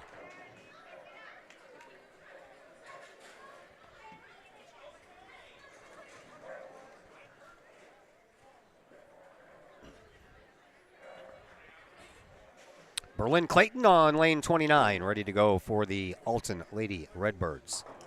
Chris Kuznerek, their athletic director, was here earlier. I think he left.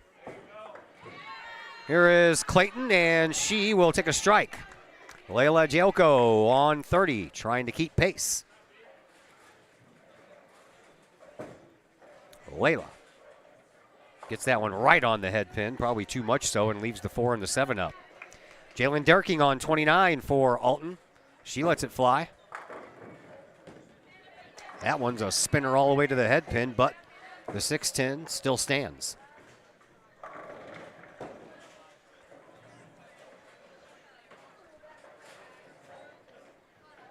Jelko trying to pick up the 4-7 spare here on 30.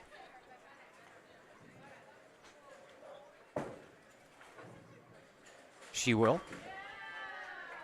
Derking trying to pick up that 6 pin on 29. Oops, she bounced that one. It's going in the gutter. That one looked like it stuck to her finger or a thumb.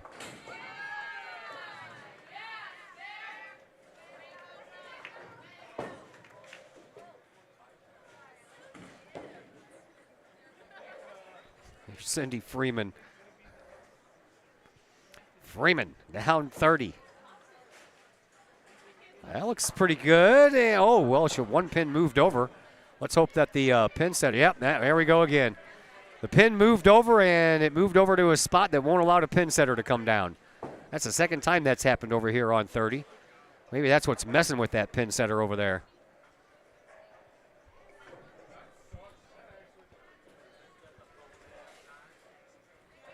They gave her credit for a 9, but she's gonna have to. They're gonna have to change that to an 8, and they're gonna have to fix that. Von Plinsky on 29. This doesn't affect her at all. She had 8 in the first throw and trying to take care of this 1 in the 3.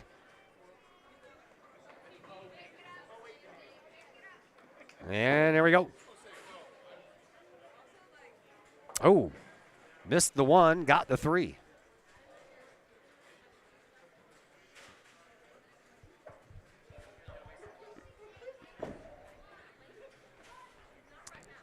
Well, there's the human.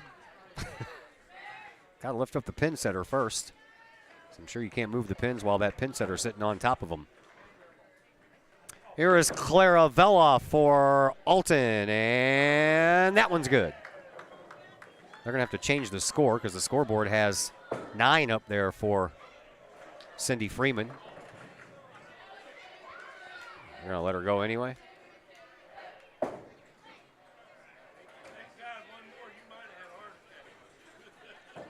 So Veloff picks up a strike to end the 9th. We're about ready to go to the 10th, but we're kind of stuck here as Cindy Freeman will try to pick up a spare. She'll only take care of 1 of them. They're going to give her credit for a spare. Oh, they're going to give her credit for a miss. How about that?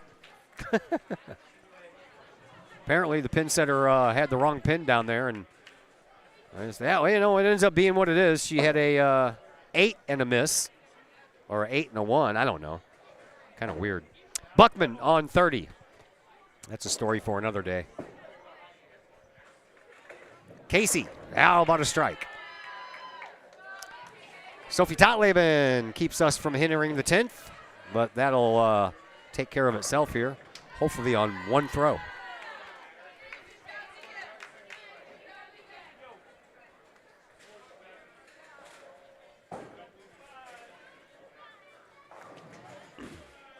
Talib ready to go after lane 30 finally gets the pin set. And here is that throw. Get in there. There you go. That looks good. How about a strike to head us to the 10th frame? Collinsville up 8:05 to 6:07. As we enter the 10th frame. 10th frame, last frame of the night for Alton and Collinsville on the final head-to-head Southwestern Conference matchup of the year. Here is Emily Dowell. Emily rolled a 243 in her only full game of the night. She came in the 9th frame against Alton for Livy Montgomery in that first matchup as Ava Talby leaves up 3. Dowell left up 1.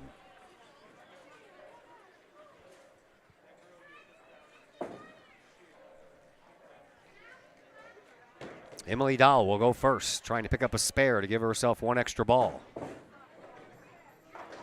She will. Ava Talby has 3 pins to pick up to get an extra ball. Here's her try on 30. That one's going to miss. It's going to miss them all.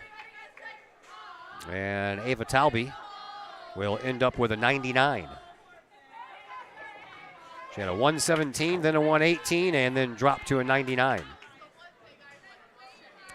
Here is Dahl's last throw of this match, and she'll leave up the 10 pin.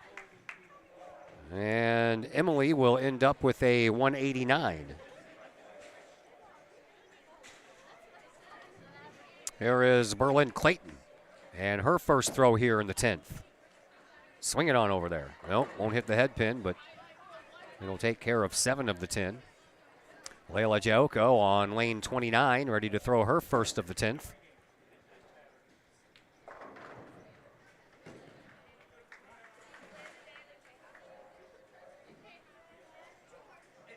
Layla Down 29, the first ball goes.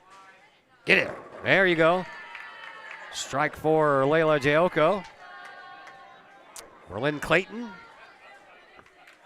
has the 1, 2, and the 8 to deal with, and she's going to miss.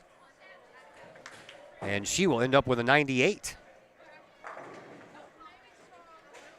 Her only game on the varsity side here tonight as she took over for Shalish Jarrett after the second game. Layla Jayoko on 29. Takes care of another strike. Back-to-back strikes in the 10th for the Kahok freshman. Layla bowled a 162 and a 213. Here is Jalen Durking, and Durking will take out just a few over on the right side. Jayoko with a 213 in her last game. Right now stands at a 202 with one more throw left.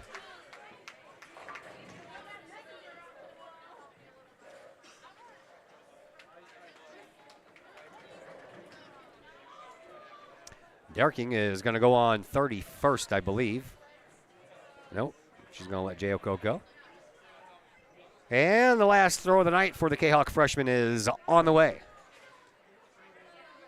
That looks good as well. How about a turkey in the 10th? And a 212, just one pin off. But another head-to-head match as Durking ends up with a 125. She improved every game, 92, 113, then a 125. Here is Cindy Freeman. Freeman on 29. Get in there. There you go. Rebecca Von Plinsky on 30.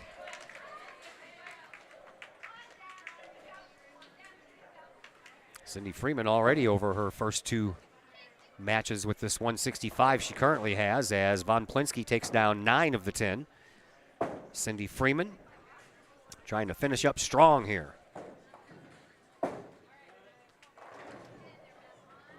Second roll here in the 10th for Freeman. Down 29. It goes. That one, I thought that looked pretty good. And then the end result was the 6 and the 10 left. Didn't see that coming. Von Plinsky needs to pick up this 8 pin to get one more throw for herself. And she will not. No extra ball yet for any of the ladies that wear the red. So Von Plinsky ends up with a 180. That's her best game of the night. Here is Cindy Freeman's last throw. She'll take a spare. And Cindy will end up with a 175 and win the head-to-head matchup. Here is Clara Veloff on lane 30 for Alton. She'll leave the 10 pin standing. It's still wobbling when the pin setter came down. Casey Buckman over on 29. JVers are one bowler into their 10th frame. Here is Casey Buckman on 29. She'll leave a split. That'll be rough. Clara Veloff just has the 10 pin left before she can pick up one extra ball and become the only Lady Redbird to do so in the 10th. And she will.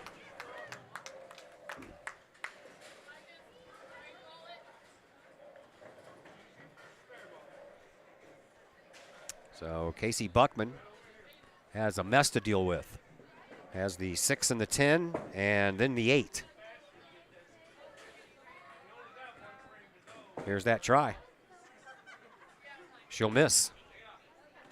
So Buckman's night comes to a close with a 184. And wins the head-to-head matchup by 4 pins over Rebecca Von Plinsky. Clara Veloff finishes with a 171, her highest mark of the night. Here is Totleben. She'll take a strike. And with that strike, she'll win the head-to-head matchup as that took her to a 175, and she'll still have 2 more balls to throw.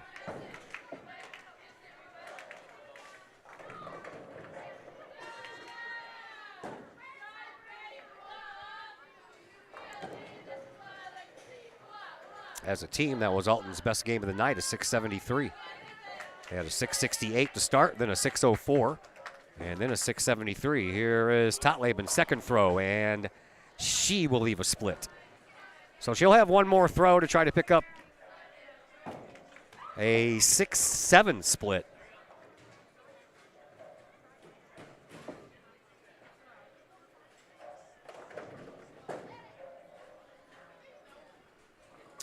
Totlaben readies herself. And here is that try.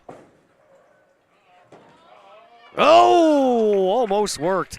Got that 6 just where she needed it to, but it would not roll over there and hit that 7 pin. 192 for Totlaben in that third and final match, and she wins the head-to-head. So Collinsville wins all the head-to-head matches except for the first one between the number 2 bowlers, Shalice Jarrett and Layla Jalko. And Collinsville wins the overall match here in this third match, 952 to 673. JV still has a couple of more to go. So I tell you what, we're going to take a real quick commercial break, and then we'll let that JV game end up, and then we'll talk things over with Cindy Freeman. And we will do that here in just a moment on the Kahok Sports Network. Projects in and around your home can be daunting and overwhelming. Take the stress out of those projects and let AW Indoor and Outdoor Solutions do all the heavy lifting. Former Kahok Adam Welly can help knock those projects off your list. From framing drywall, painting, and stair work inside to deck work, hardscapes, and concrete and retaining wall construction outside your home, including power washing and brush removal. Whatever the task, AW Indoor and Outdoor Solutions can help. Call Adam Welly for a free estimate at AW Indoor and Outdoor Solutions, 314-252-8010. That's 314-252-8010. Lakeside Roofing in Collinsville. Let the professionals at Lakeside Roofing protect your most important investment, your home or business. Have the elements taken a toll on your roof system? Notice a leaking roof? Maybe it's time for a free roof inspection. Regular maintenance can extend the life of your roofing system by 10 years or more. Lakeside Roofing is your winning team for commercial and residential roofing systems. Lakeside's all-star professionals have installed, repaired, and maintained hundreds of roofs on both sides of the river. Call Lakeside Roofing today at 618-344-2800 or 314-241-5253 or online at lakesideroofing.com. Lakeside Roofing, celebrating 50 years of serving the metro area. Choose experience, choose Lakeside. Looking for a little bite to eat in a nice, friendly establishment before heading out to a game? Look no further than LC's Pub in Caseyville. Just blocks from Collinsville High School, LC's Pub is the pub of choice for Kahok fans, before, after, or even during Kahok games.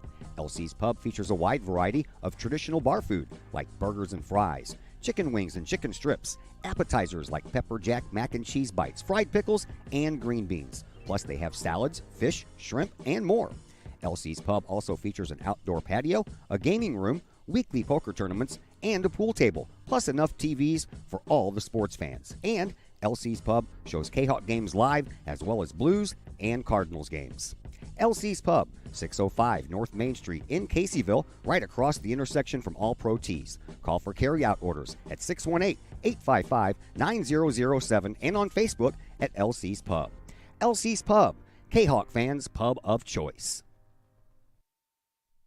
The people of Illinois welcome you. The folks in Collinsville, Illinois, well, they want you to stick around for a while and enjoy the sights, the fun, the food, and of course, the Collinsville Kahawks. The city of Collinsville is a proud supporter of the Collinsville Unit 10 School District. So welcome to Collinsville. Come on over, catch a Kahawks game, or enjoy some of the new places to eat, shop, and have fun. There's plenty to do for the young and the young at heart. Enjoy Christmas at the Collins House during the holidays, tunes at Bloom in the warm summer months, and more. There's plenty to do in Collinsville, so come on over for a bit. The folks in Collinsville would love to see you. For more information, go to www.collinsville.org. And once again, we welcome you back to Camelot Bowl here in Collinsville as your Lady Kahawks are victorious here tonight. They won all 3 team matchups, and they only lost 1 of the 15 head-to-head matchups. And joining us now is the final senior that we're going to talk to this year. On the varsity side, anyway, as one Miss Cindy Freeman comes in. I have a nickname for you. What? 10-pin spare. What was going on with that today, man? You had like 5 of them. I know. Tell me about your day. What did you think? It was a little struggle. Why? I couldn't find my mark. You couldn't find your mark. Yeah. So do you? Let me ask you this. Do you? Because when I bowl, and I'm really, I'm not anything good. Right. But when I miss, I end up moving over physically Mhm. with my feet. Do you do that, or do you make an adjustment with different parts of your body? How does that work for you? Well, today it was mostly my shoulder, but sometimes I move like left or like right. You don't have much of a hook on your ball, do you? No. No, so it kind of just spins and then kind of veers over to the left a little bit. Yeah. So have you ever tried to do a hook? Yeah. How'd that work out for you? It works sometimes. Yeah. So do you have a preference? No? No. No, not really? All right, because I wouldn't know how to throw a hook ball if somebody put a gun to my head and said, you got to throw a hook ball. Because I don't even think I can move my wrist that direction without it falling off or something like that. All right, so tell me the backstory here. How did Cindy Freeman get into bowling? Well, it was 7th grade year, and Sophie, not Toddlebin, but Sophie did her. She was like, hey, come out to bowl and stuff. And I was like, okay. And I went out to tryouts, and yeah, that's how it started. So you are wrapping up your career as a Lady Kahawk bowler. Tell me about that and what you think about that. I know that it's got to be a lot going through your mind as you finish up here. You're not finished. You've got some more bowling left, and you've got the playoffs left to come. But Right. Tell me your thoughts and what you're feeling as you approach the end of your Kahawk career. It's sad. And it's... Give me a story, man. You got a Yeah. story? What's your favorite story? I know you guys love going out on the road on these trips. Oh, yeah. That's where most of these stories come from. I talk to the girl basketball players and the soccer players, and 9 times out of 10 they tell me that that's the most fun that they've had is being out on long road trips. So tell me a story. You got a story? Yeah. When Sean was bringing the speaker on the bus, we'd always just jam out to music. And then he was driving at one point, and he was like, man, why is this music so loud? We're just screaming. So you guys and like having fun. little karaoke to go along with it? Oh, yeah. So I don't know too many girls that don't sing along with songs once they come on. So I guess that's the way it goes. Man, I can imagine being on a bus with a bunch of girls going to a tournament. That would be a little bit rough. All right, so tell me a little bit about you. What's your favorite class? I say social studies. What's your least favorite class? Math. See, I get the math thing a lot, man. I'm right there with you. I like social studies as well. U.S. history, you like that? Yep. Yeah, see, that's... I'm good at that. That's my strong subject. That's me all the way, man. All right, so you're going to graduate this coming summer in May. So what is next for Cindy Freeman? I'm probably going to go to SWIC, and if not, I have Judson, Dominican, and St. Francis to look at. Because they reached out to me after Strike Fest, and they want me to go practice with the team and stuff like that. So you're looking for one of those coveted bowling scholarships? Yeah. Yeah? Well, that would be kind of cool. Well, what would be your major course of study in college? Do you have one picked out yet, or do you know? Medical. Medical. What do you want to do with that? Probably going to be like working in a lab. So not actually patient care. No. You're more about experiments and trying to find cures for stuff? Is that Yeah. what you... Okay, that's cool. That's cool. I like that. All right. Hey, Cindy, thank you very much for taking some time out. I know you got a team meeting to go to. Thanks a lot. Good luck to you in the future. Thank you. Thank you. That is senior Cindy Freeman. She had a best game of 175 here tonight after starting off with a 150 and then followed that up with a 140. We do appreciate her taking some time out with us. Can you get Coach Hay for me, please? And he always forgets that I wanted to talk to him after these games are over with, but as I talk to Cindy Freeman first, we'll make him wait. We'll make everybody else wait for the team meeting at the end of all this, and then we will go ahead and get out of here ourselves. So we'll talk things over with Collinsville coach Sean Hay. So you end up taking all 3 head-to-head team matches. You only lost 1 of the head-to-head individual matches by Layla Joko, which I was not expecting. So tell me your overall thoughts of this match against Alton. What I really like to see is we started off flat, and I don't like to see that, but we responded by having a little bit more energy, and our last 2 games were much better. I think a lot of times it's hard to snap out of a kind of a lull if you start in one, and for them to pull together and stay positive and stay focused, those are the kinds of things I like to see for sure. You chalk that up to it being a holiday, right? It could be, and you know what? I'll be honest. Anytime we've had snow days and they've been able to get it worked out, I've kind of half remembered, but I'm gonna go dig in the records. I don't recall us bowling very well on days like that. But, we have an opponent. They have to be in the same conditions. Oh, yeah. So anyway, yeah, it's just something about being out of that routine. I told Cindy Freeman I gave her a nickname when she came up here. I'm going to start calling her 10-pin spare.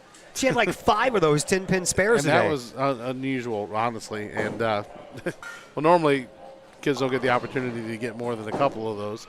But, no, she had a great shot. And the fact that she could actually get the spare after a gutter honestly shows a little bit of focus, at least on the second ball. Oh, yeah, well, you got to, man, because you're kind of probably mad at yourself that you threw a gutter ball on the first ball. I know you have to be, right? I don't know about Cindy, though. Cindy's got a different disposition than most people I know. She's honestly just a good-hearted kid and literally is always upbeat and happy. Even when things are bad, she finds a way to smile and make things right. All right, so you guys heading to Rockford on Saturday for the Viking Invade. I know you guys like playing up there in the regular season because you got to go up there anyway, right? Correct. So tell me how you go up there and say, okay, I want you to pay attention to this and pay attention to that. The lanes, they're different than your own lanes. I know all that stuff works into it. Well, part of it is you get to play different teams. After a whole season of bowling against the same teams, it's nice to see somebody else, and it gets them an idea of how they stack up with our competition. And so if you go up there and you're in the top 3 of a group of completely different teams, that usually bodes well for you for the state final run. Yeah. And so going up there, and I won't be able to make that. Actually, it's going to be Joe and assistant coach Eli. They're going to be up there with them while we're here with the sectionals. Right. So. I understand you're also going to miss the induction ceremony for your 2010 state champions because your girls are going to probably be at state. Yeah, we wrestled with that one really hard. I mean, we want to be there for sure, but it just happened to be on probably the worst calendar day of the year for us. First, we got to get to state first, right. So we're not counting chickens. But if we make it to state, then obviously I don't know how we can do a practice session Thursday morning, us drive back, go to the event, then drive back, and then be ready to go the next day. I have to be fair to the team that's here now too. Oh yeah. So, oh yeah. But without a doubt, I'm super pleased for that team. Oh, I would imagine so. Oh, all right. So a week from Wednesday, you have Triad, your last home match of the year. Is that as rough as it is for the other teams when I watch when these seniors play their final home match? I think I almost made Cindy cry here a minute ago, just talking about her career almost being over. Well, I sometimes, but with postseason, it's not the last. Right. So we try to focus everything on that. So. All right, sir. Good luck Saturday with the boys and continued success with the girls, and we'll talk to you later. Thank you very much. All right, that is Sean Hay, your Lady Kahok and your Kahok head bowling coach for both the boys and the girls. That is going to do it for us here tonight. Collinsville wins it. They win all 3 matches head-to-head with Alton, and they take 14 of the 15 head-to-head individual matches as well to come away with a win here tonight and improve their overall record to 8-2. All right, that is going to do it for me. Like I said, we're going to get out of here, and we'll be back at you tomorrow. We're going to head out to the Recplex in O'Fallon, the McKendree Recplex, and bring you a little bit of hockey as your Collinsville Kahawks take on the Columbia Eagles. That's a late one. 9 o'clock tomorrow night. We'll be on the air right around 8:45 with our pregame show. And until then, my name is Todd Duke. Everybody have yourselves a fantastic rest of your evening.